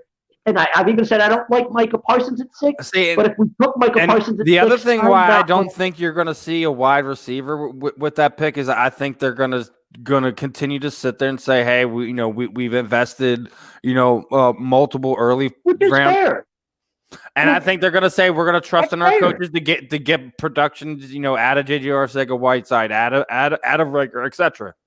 And you could also say, if you're looking at it like that, what's the one thing that's helped Tyreek Hill and all these receivers in Kansas City become very, very effective is the fact that Travis Kelce is an absolute beast that just dominates every single fucking person that lines up against him. Right? It doesn't matter who they are. And that's something that Zach Ertz hasn't been able to do over the last 2 years. Zach Ertz is not that guy. He's a possession tight end, right? But he's not I'm going to kick your ass. He's not going to line up one-on-one with somebody and kick their ass. He's just not. As a matter of fact, we've seen the 200-pound defensive backs multiple times this year, not just once or twice, multiple times this year. We've seen 200-pound defensive backs jam him at the top of his route, him completely, just get knocked off the route, and we've seen 2 different interceptions because of it, multiple times, right? I mean, it was really ugly early in the year. There was a pick that Carson threw that everybody was on Carson about, and it was literally like you watched the replay and saw Zach Ertz get knocked off his route by a 200-pound defensive back. That shouldn't happen. I'm sorry. I love Zach Ertz, but my tight end, shouldn't be getting knocked off the route by that guy.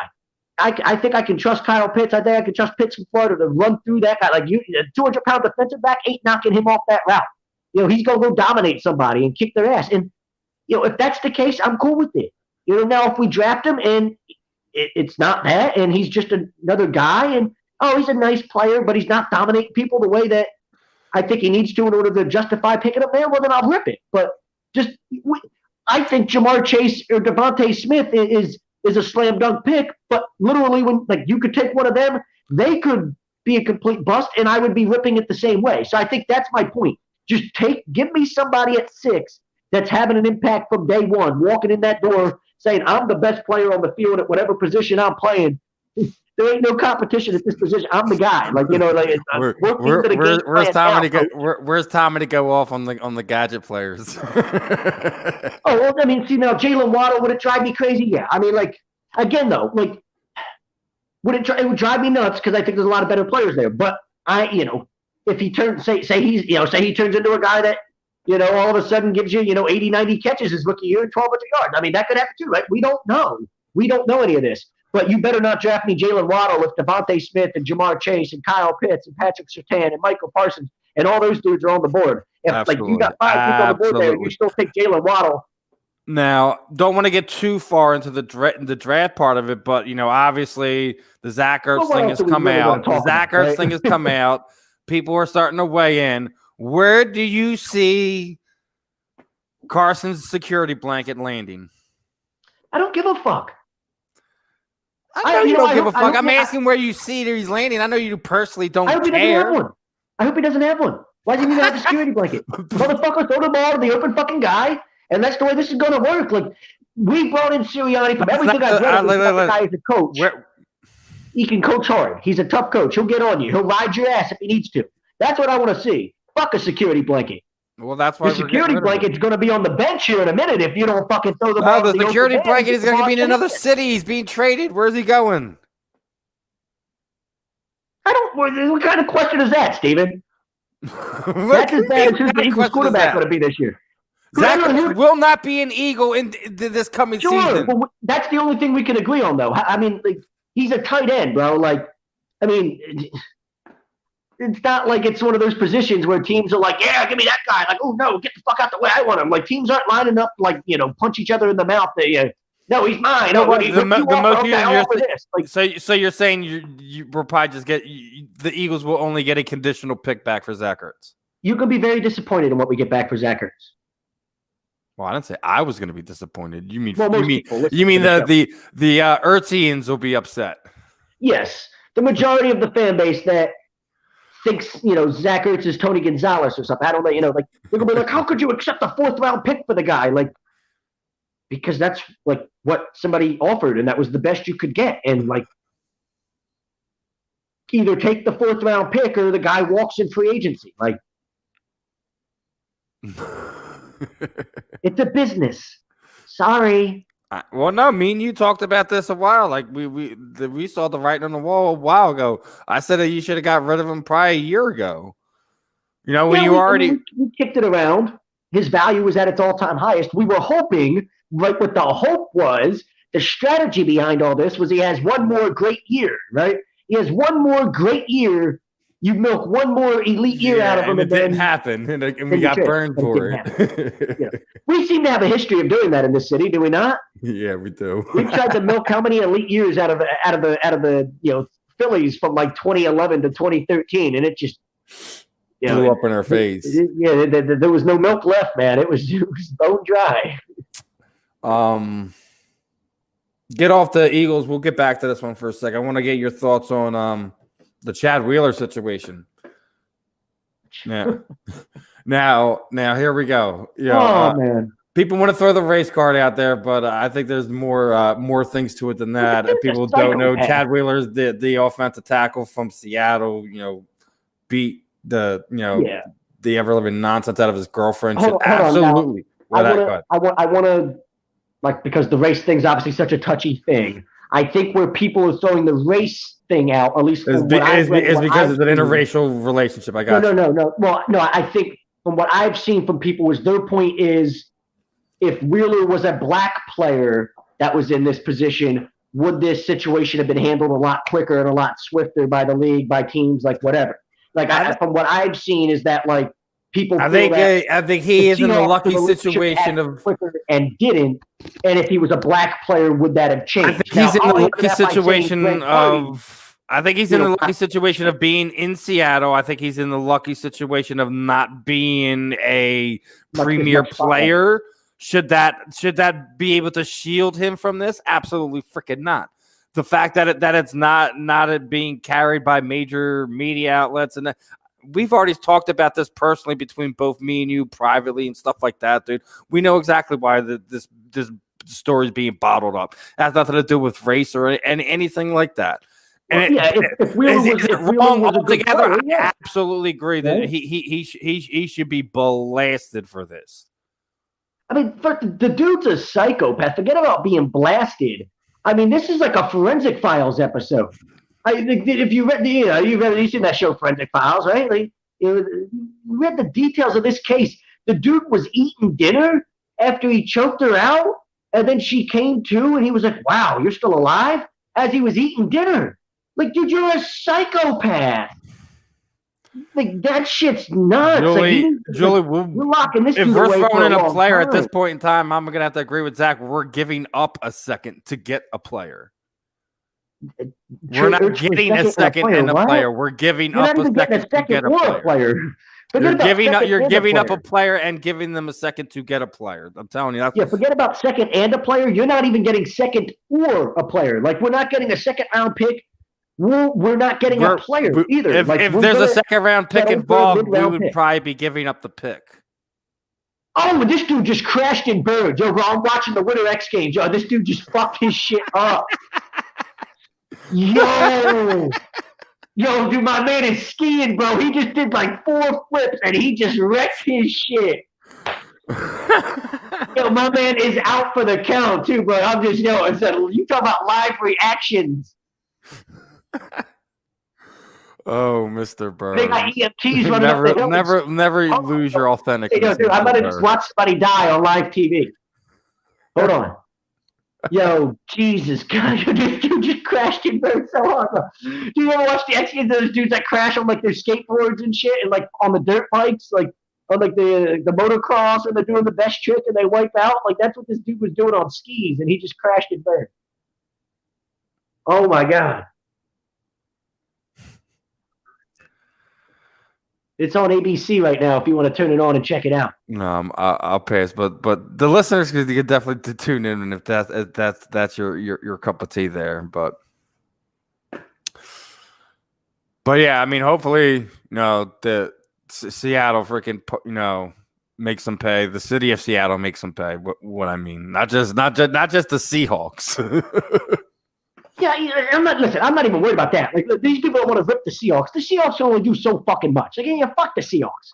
Okay? This is clear. I mean, I don't give a fuck about how good of a lawyer the guy's going to get. Like, we talk about people with money, like, hell, OJ chopped his wife's head off and got away with it, for God's sakes, Johnny Cochran and Robert Kardashian are a hell of a fucking combo, let me tell you, But, like, this is a situation, like, forget about what the league's going to do. Like, they need to throw the book at this dude. Like, he needs to be locked away where some dude named Bubba can bend him over every night and rape his ass. Like, this dude is like, this is a Greg Hardy situation for me, right? And like, that's I think a good comparison because people want to be like, oh well, like if he was a black player, how would they react? I mean, the Greg Hardy thing was pretty similar. I think like it didn't like they gathered all the details. We had pictures came out in like a couple, weeks or months or whatever it was after it happened. Like as soon as those pictures came out and the details came out, it was gone, and everybody was ripping his ass just like we're doing with this guy. So yeah, I'm with you. People reach for things like that, but I can get at least asking the question about it. But like people saw Ray Rice, I guess, get Ray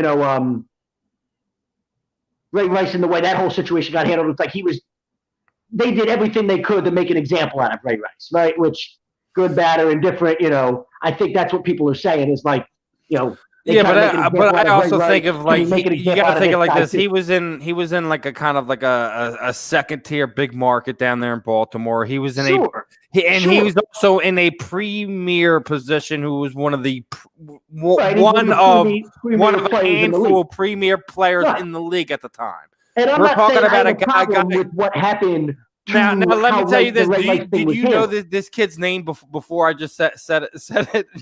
No, but that shouldn't matter. No, but you're right. You're absolutely right. You're right. That's where I'll agree. If somebody's trying to use the Ray Rice example and they say, well, look, Ray Rice got made an example of, and rightfully so. He deserved to have his career ruined and the book thrown at him. Nobody I don't think anybody having a problem with that. I think the problem somebody's going to say is, if the same thing doesn't happen to this guy, then there's definitely a double standard here of some kind.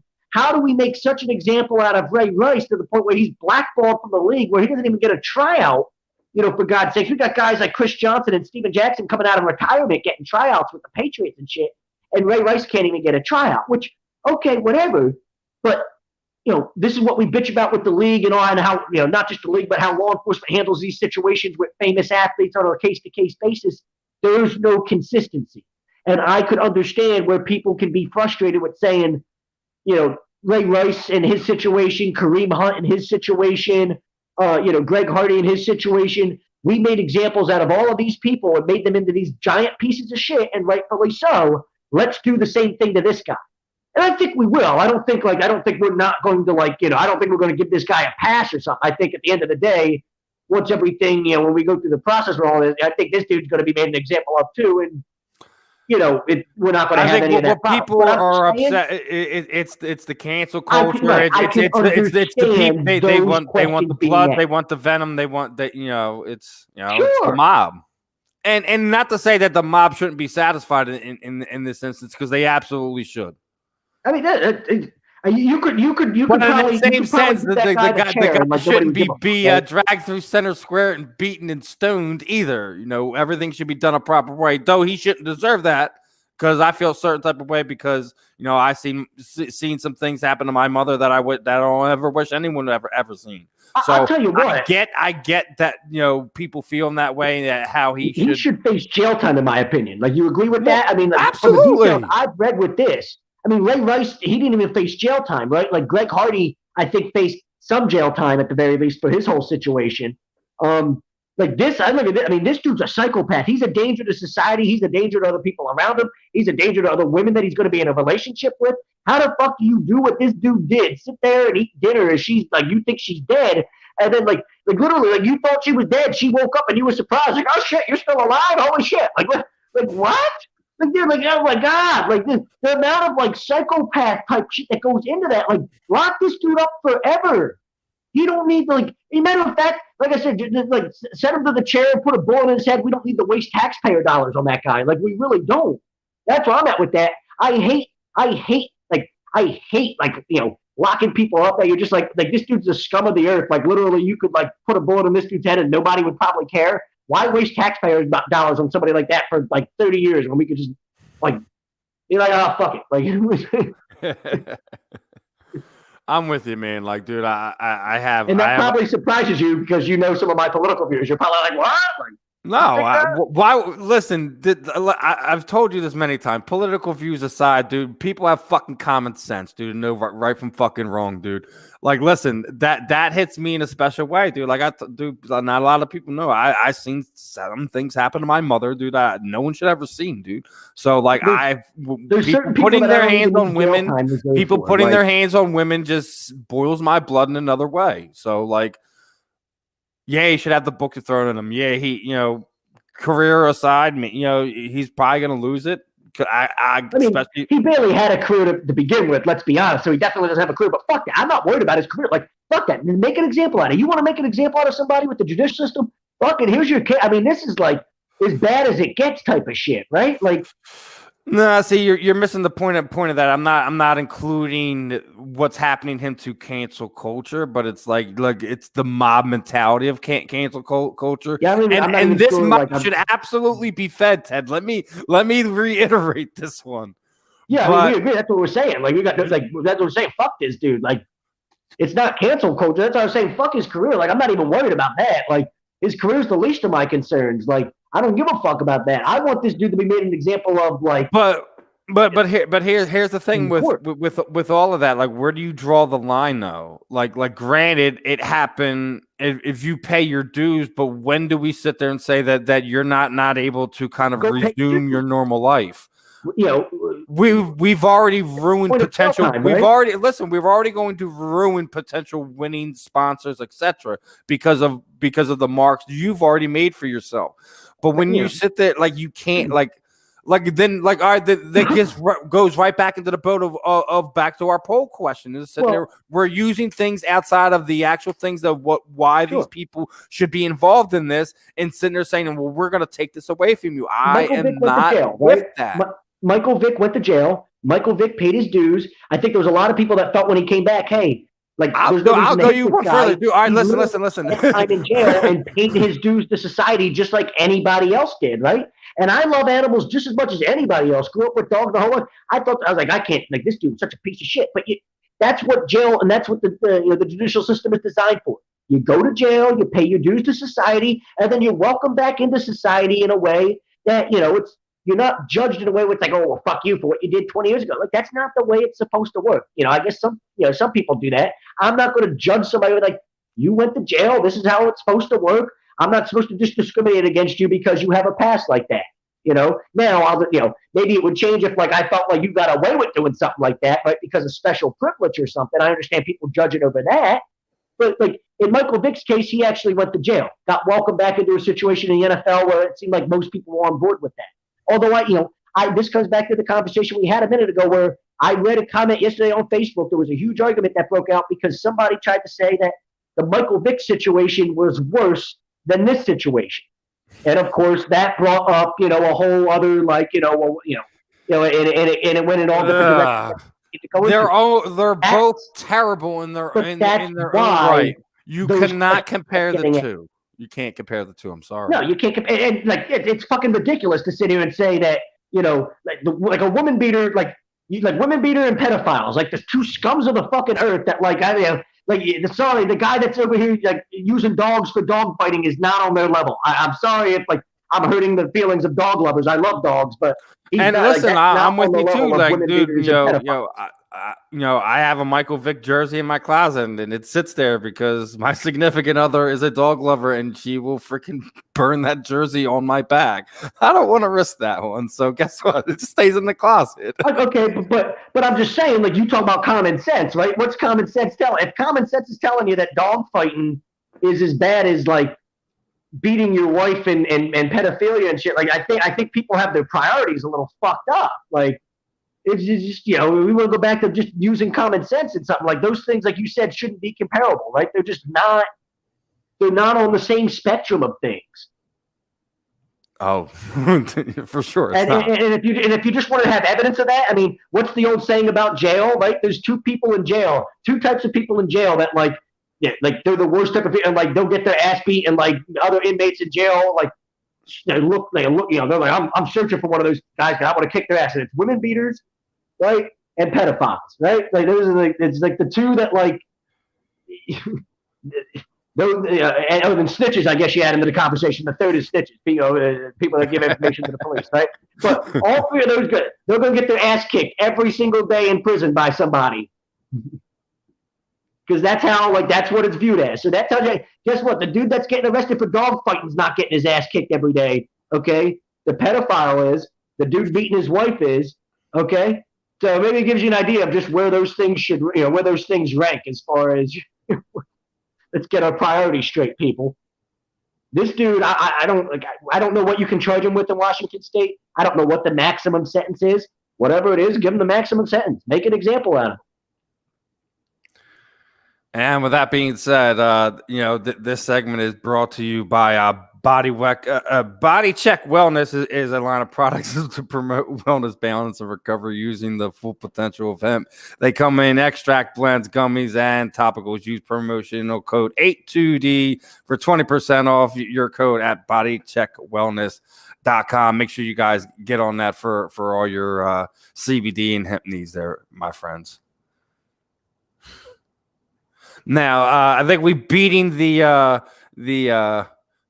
proverbial drum on the NFL news. Let's kind of get back to our Eagles. What are your overall thoughts on regardless of how we feel, what's going on with the front office and what the potential draft status is? What do you think of this coaching staff? What do you think of this coach? And do you think that they're going to have a positive outcome effect on the current players here, going to move this team in the right direction? Because as you know, you already know, I'm both on record as saying this is going to be a dumpster fire and it's going to be bad over the next handful of years. And this is something that the Eagles front office has made this mess, and this is something they deserve, and they're going to have to freaking eat their poison at this point in time. Am I wrong? Is Nick Sirianni and this coaching staff a step in the right direction?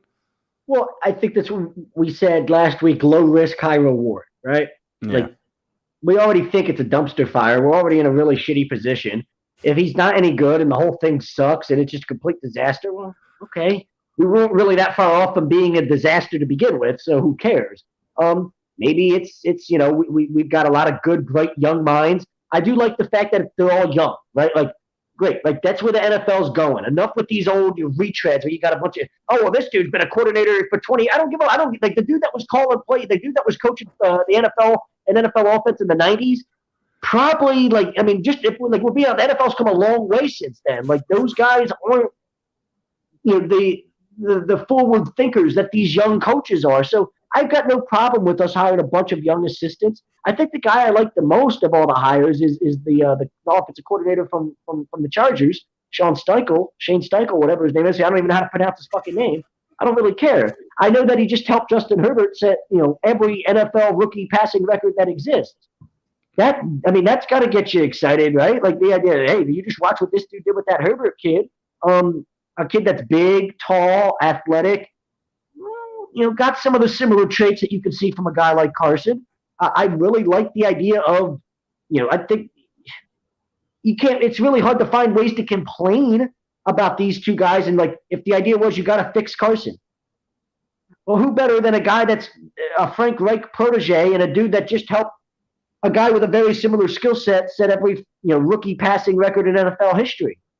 It's not bad. How did that guy end up out of a job, for God's sakes? You think about how mad Herbert's got to be. Like think about that for me. I mean, I think we're extremely lucky to get that dude. Like, you got to think if you're Justin Herbert, right, and you just set all these records out there with this dude calling your plays, you're probably very fond of this guy. Right? Like, hey, man, like, we just had a lot of success together, and now I've just got to start over with a whole new regime. This kind of sucks, you know? And they're going to be regretting that. If he takes a step back next year and has a sophomore slump, you know, the first thing they're going to talk about is how they got rid of the guy that helped them set all these records. So, I mean, I probably like that hire more than any of the other ones. Yeah, I don't have a problem with any of them, but I think that's the one where I was like, okay, I like this. Can't complain about that one. You know, anybody that help a rookie quarterback rewrite the NFL record books, how can you complain about it? So I do find it funny. Somebody said they're all tall and they look alike. They're tall, skinny, and they all look alike. Yeah, well, what's the ongoing trend there? It's the Italian mafia now. We're seeing a lot of the Goodfellas and Soprano posts and stuff like that. What are you gonna do? Listen, that's a Lurie thing, right? He likes people that stick together. He likes that loyalty, man. He likes that loyalty. So I mean, okay, I could see him being like, I need a bunch of Italian. He likes that loyalty, but he can't be loyal to his quarterback or show him any love or show him that he's they have any belief in him, and that's how we wound up in this situation. But loyalty's first and foremost. No, loyalty's first and foremost within his circle. Get it right. Well, maybe he's trying to expand his circle. Let's hope, because he knows a lot of Eagles fans are unhappy with him, and the more mafia members that we have, the more Italian mafia guys around us, the better. Can't go wrong. Him and Howie, a couple of weasels. That's what they do. We're gonna rub you out, Jeff. We're gonna get little Nicky to rub you out, Jeff. Always weasels that need the protection, right? And when we do it, we're gonna freaking take out Howie right in front of you before we do it.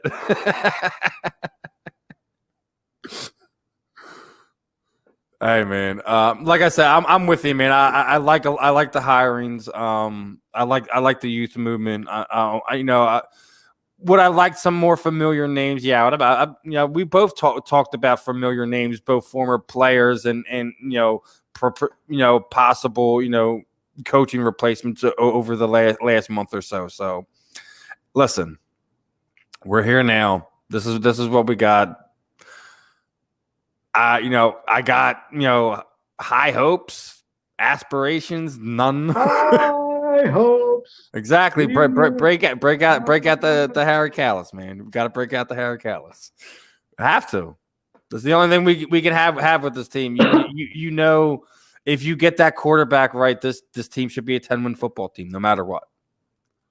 No matter what. But you don't know what your defense is going to be. You don't know you have a lot of changes that are happening from a team you knew, a team that who you knew what they were a few years ago. You don't know what this team is now. There you go, Ted. Bam.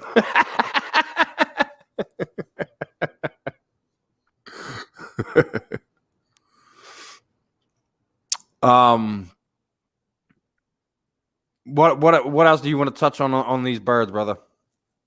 Hey, I don't know if there's anything else to touch on, man. I mean, it's there's only so much going on right now, and the Deshaun Watson thing's interesting, but there's really not anything breaking on it.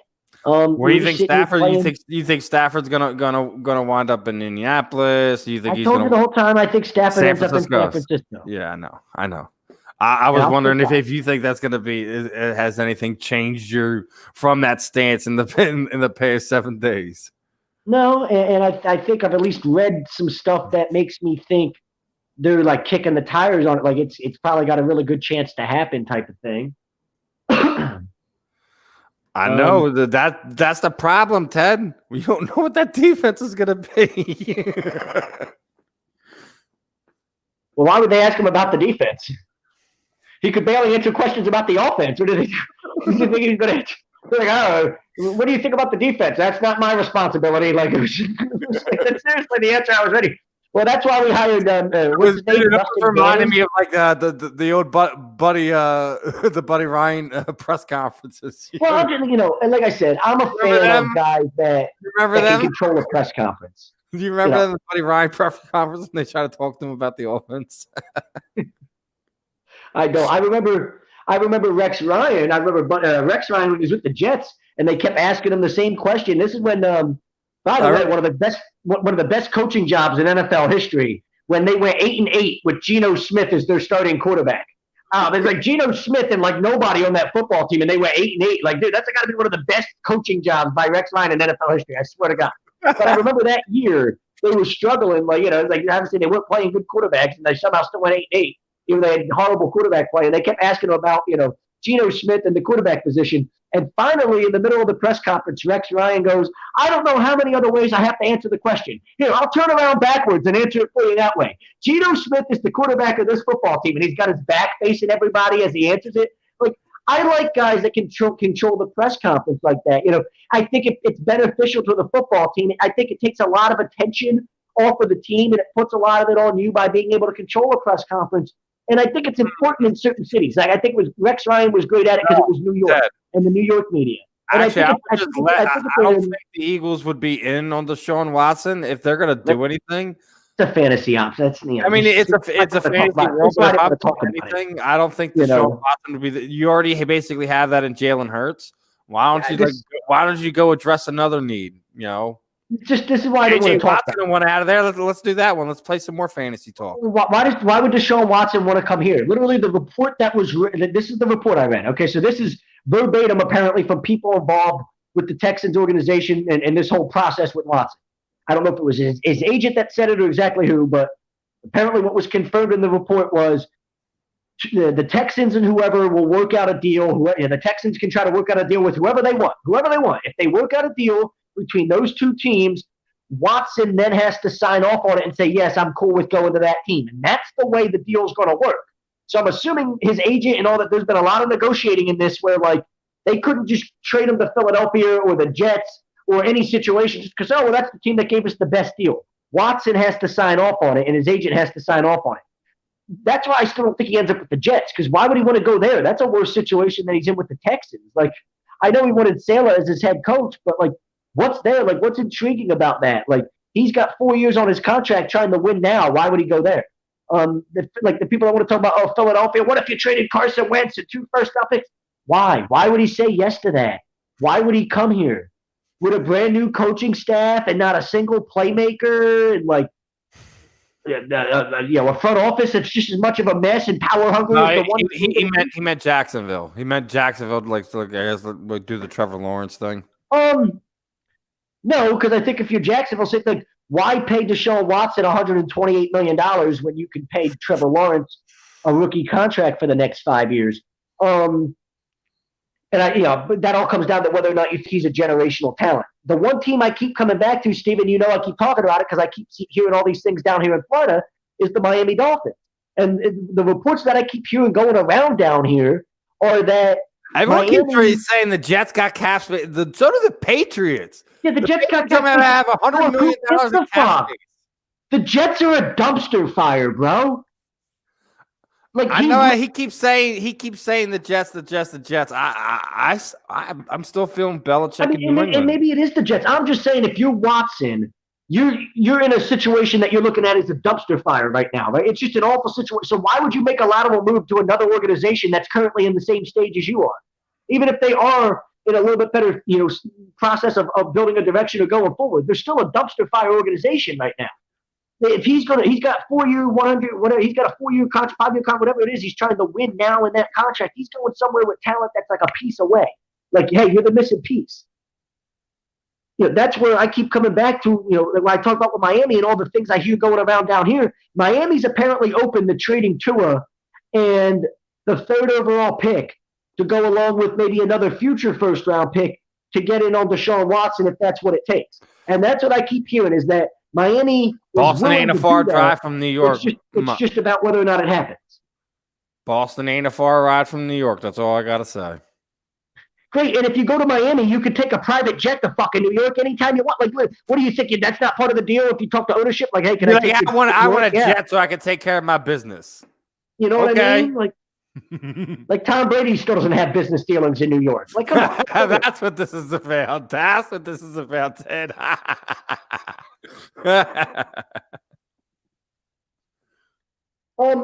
I could see him going to Indy just because, like, what a great way to go spite Houston and get back at him. Like, go to a place like Indy where you get to play him twice a year and stick it to him every chance you get. Yeah, I could see that.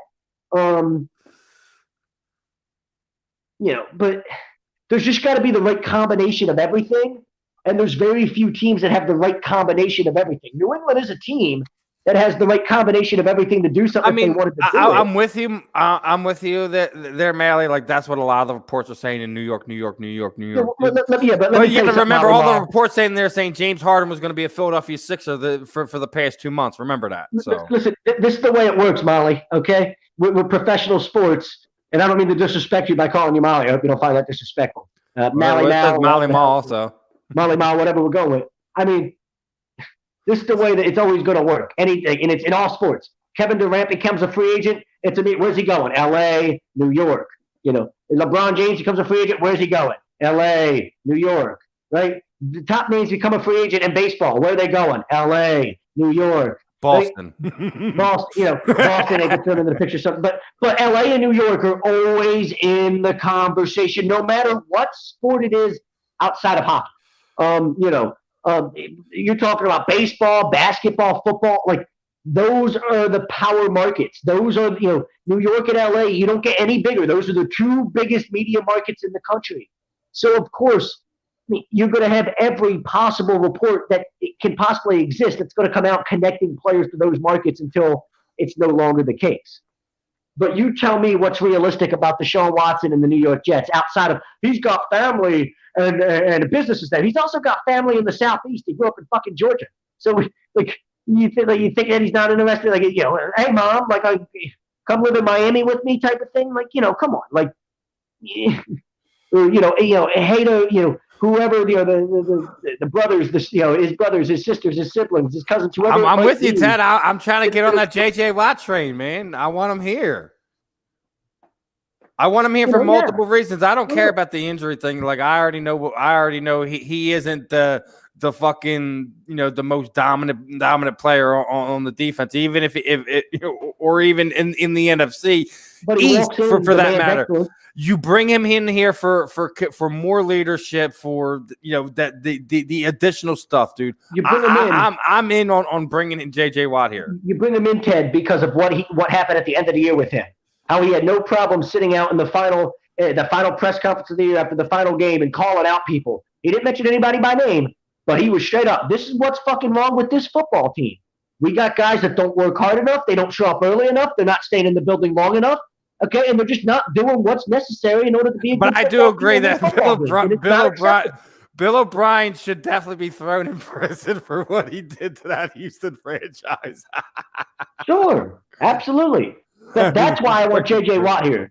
I'm with him, dude. Like, dude, if he would be like, he probably would never leave Philadelphia ever again if they're playing here. Like he'd probably play here for maybe 3-4 games and be like, listen, I think I'm gonna like, buy a house up in like Easton or something. I don't know. He would come here, and one thing you knew is that if there was those locker room issues that we talked about, all the anonymous sources. But see, that's the other thing is he's one of those guys, like, we already lost that voice in the locker room on defense. And Brandon Graham is one of those guys, but he isn't one of those ones that's all like is going to. JJ Watt would help him become even a better leader, though, would he not? Like, I think anybody that we already exactly. Say what a great and that's the other part of it, Ted. JJ Watt, Fletch, and right. Oh, that would be awesome, right? And you talk about not only on the field but in the locker room as well. Like, those are two guys right there. Ain't nobody going to step to those two guys in the locker room. Like, well, and then here's the other thing we have to think about. Like, all right, we already know that like, we're talking about this, and like, people are, well, who are you going to give up? Like, listen, we have a lot of guys that are on the trading block right now. I'll tell you what. But besides Zach Ertz, you do realize that probably Malik Jackson's on the trading block, Alshon Jeffrey's on the trading block. You're going to be able to get some of these guys out here if they don't get cut out right. I'll give you Zach Ertz in a 4th round pick for JJ Watt, but they're going to be in a similar position that we are with Zach Ertz. Like they're going to. I mean, a little bit of a lesser talent was Chris Long, but yeah, you could see them being a spark plug, putting this team together. Could be like a retool type year if they do it right. JJ Watt's still a better talent than Chris Long. I still think. Oh, without that, I didn't like the comparison because Chris was like way farther along. Chris was a lesser talent at that point. Yeah. He was kind of more of a role player at that point. And the Colts do want him, but it depends. Well, sure they do. I'm sure they do. So you play the leverage game then. Well, if you want him so bad, but give me a first but don't we already have a a bunch of young pass rushers that aren't really panning out? They're trying to get pressure off the edge, and if they're going to stay in that 4-3 where they can move guys around in that defensive front, he would be perfect in it. I'm trying to change the culture, Molly. I'm trying to change the culture now, not next year, not 6 weeks into the year, now. And one of the great ways to change the culture of all this nonsense, and that's all it was. It was a bunch of nonsense. It was a bunch of egomaniac fucking nonsense. Well, look, you still have Malcolm Jenkins talking about what was going on in our locker. I'm like, you've been going in here. Are you serious? Malcolm, I love you, but please shut up and stop. There's just way too much of all the ego. Too many people smelling themselves, right? And J.J. Watt would come in here and he'd smack the shit out of anybody that was smelling themselves way too much. And he would, legitimately smack the fuck out of them. There would not be people smelling themselves in that locker room the moment that J.J. Watt walked in that door. That's why I want him. Forget about what he brings me on the field. He changes your culture like that. He walks in that locker room and any of the bullshit that was going on before, it's done. It's over with. Well, Yannick is gone. He's already been made at his trade, so he's out of the question, Ted. So JJ Watt's the dude that literally was ready to fight Bill O'Brien on the field last year, right? And called him out. Like I said, if JJ's one of these guys who's on the trading block, he's trying to get out of there. If I'm the Eagles, I'm picking up the phone. I don't care what's left on his tires. Like I'm with Zach here. We want to talk about say we give up a 4th round pick. Or say we give up Zach Ertz and only get a 4th round pick. Well, guess what? You might be able to take that 4th round pick and go get J.J. Watt with it. Like Houston's literally in a position they're not going to get a 1st round pick for Watt. They're probably not even going to get a 2nd. They're going to get a 3rd, 4th, or 5th round pick for the guy, maybe a 3rd and a 5th or something like that. And they're going to, a lot of people that are in Houston are going to be like, oh, I can't believe we gave up J.J. Watt for a 3rd and 5th round pick. Well, guess what? That's the way it goes in the NFL. And, it's so that extra pick you get by trading Zach Ertz, even if it's a 4th round pick and you feel like it's not enough, it becomes valuable, especially if you want to talk about, getting a guy like J.J. Watt. It becomes very, very simple to say, okay, it was worth trading Zach Ertz because that means we brought in a guy like J.J. Watt. Barnett, Barnett's he's got a sour door out of that contract. I don't really think you've seen enough from him. There's any reason to pay him $10 million or whatever the fuck we're supposed to pay him next year. He can go test free agency for all I care. Josh Sweat can't play every down, so his knees are worse than Stevens. So it's got to find somebody else to complement him.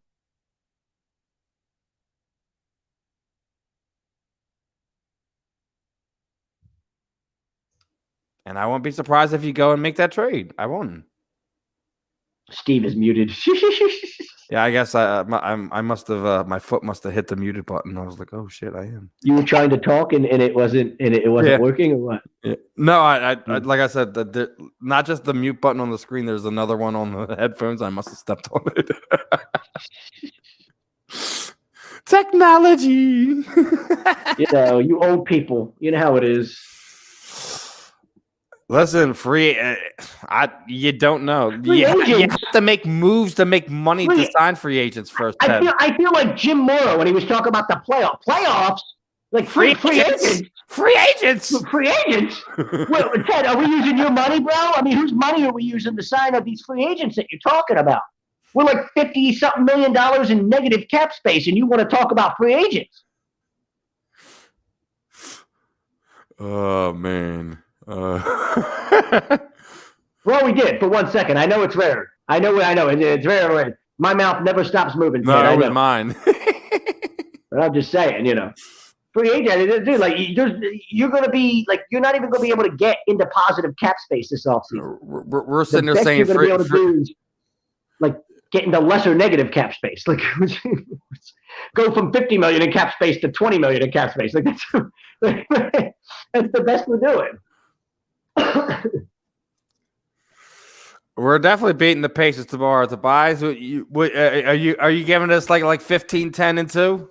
I mean, we should be asking you, Tobias. Are we beating the Pacers tomorrow?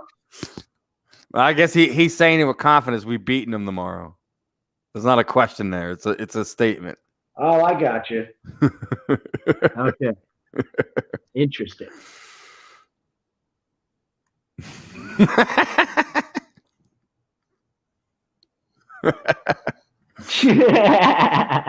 Yeah, dude. They better when they've been hot and cold, and you don't know what you're getting out of this Flyers team right now. Oh, national treasure's on, Steven. What are you giving us, Don? You giving us money? I mean, if y'all want Malik, we weren't that effective this year. So I mean, if you want to frickin' if you want to frickin' I don't even know what do you call him anymore. He's a fractured stallion. Burnt out. What is he gonna give you, bro? I mean, if you want us to fleece you, please be my guest. Be fleeced. A lot of good movies on right now, Steven. Saving Private Ryan. You see, Ted, I still think if he doesn't get traded, he gets cut. I think if we can make a move and find somebody to add him along as a dance partner and a filler for a trade, he gets moved. But if not, yeah, I think what was it, the June 6th or 9th deadline or something like that? Yeah, he'll be cut at that point in time. But for the time being, he's a yes, sir, Joe Mama. He's a wanker.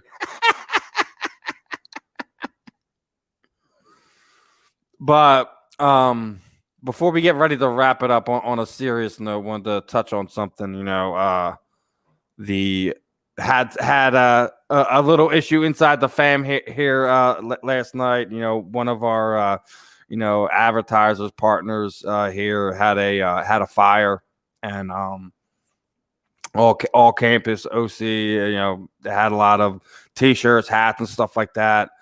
Obviously, COVID, everything else, this is going to be a drawn-out process to help out. So anyone to check out, A2D social medias, most of the guys on air have kind of shared it throughout their social media. Tommy on Twitter doing whatever we can to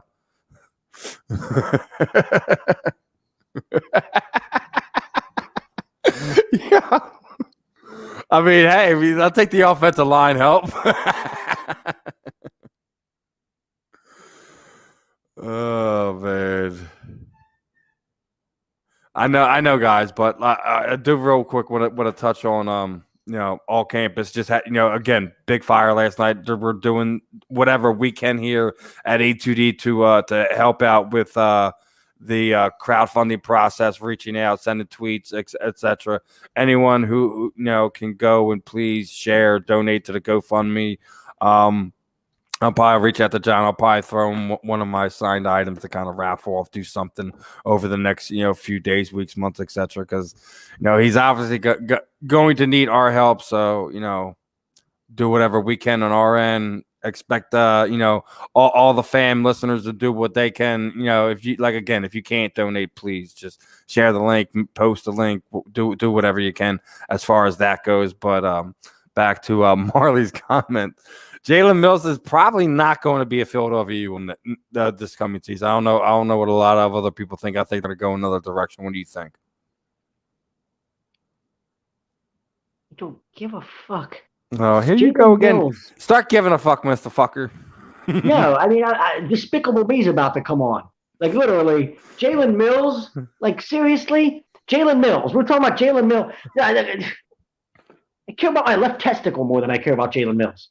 Seriously. There's no reason he needs to even be on my football team. Like, I don't even know why we're talking about what. How do you feel about it? I feel like Ted, if you go donate to the GoFundMe, I'll send you an 8x10 autograph of anything, or a 6x10 autograph of anything you want. You're gonna want this autograph. It's gonna be worth a lot of money one day.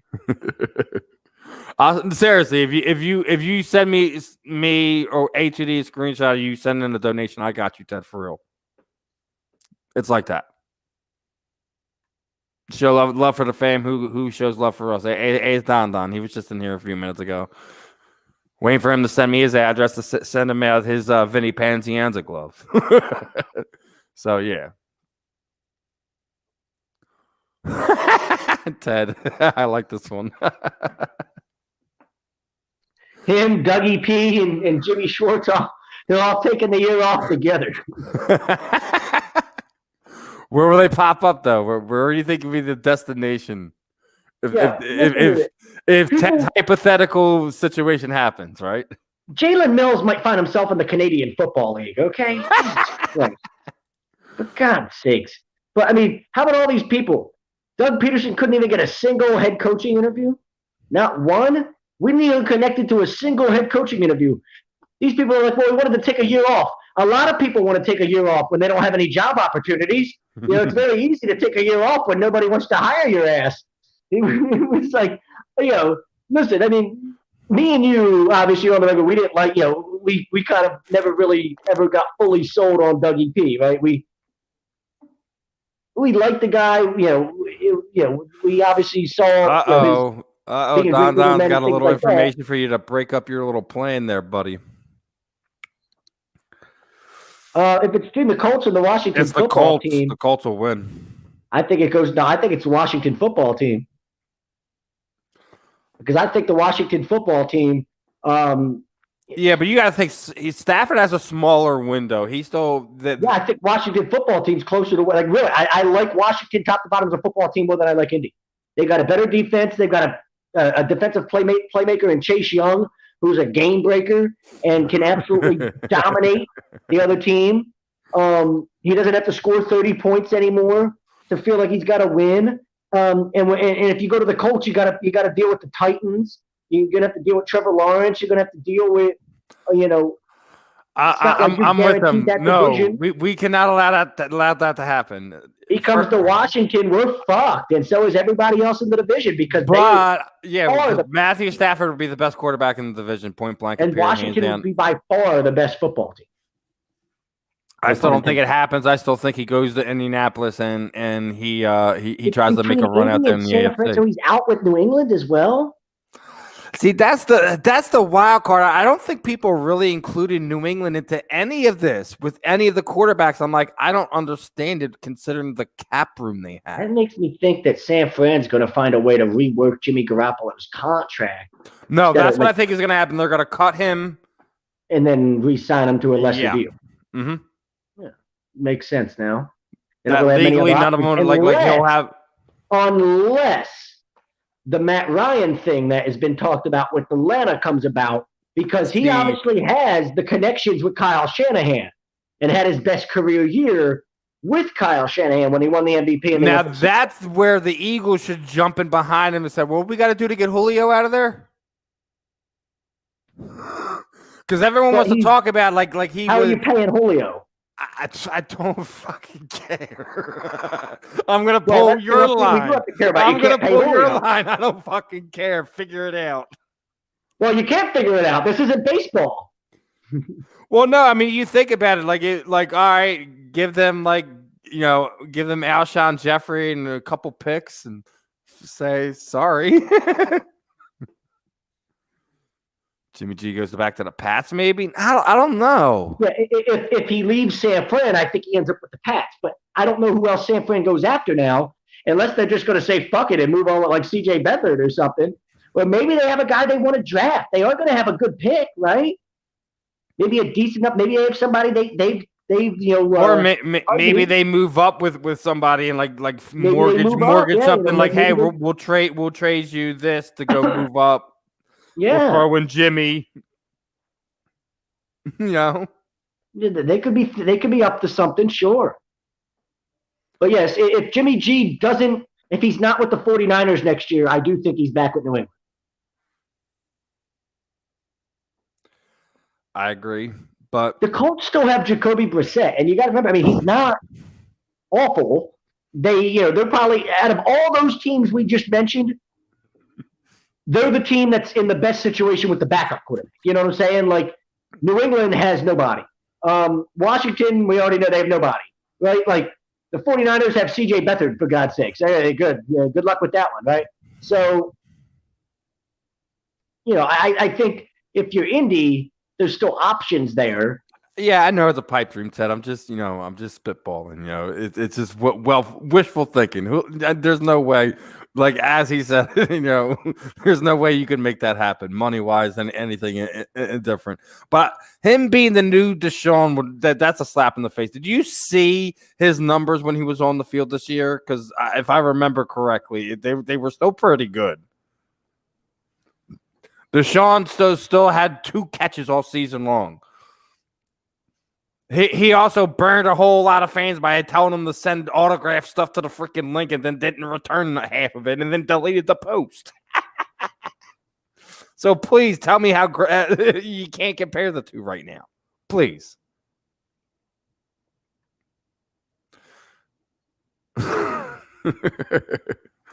All right. We're a little bit over it here. Ted, get out.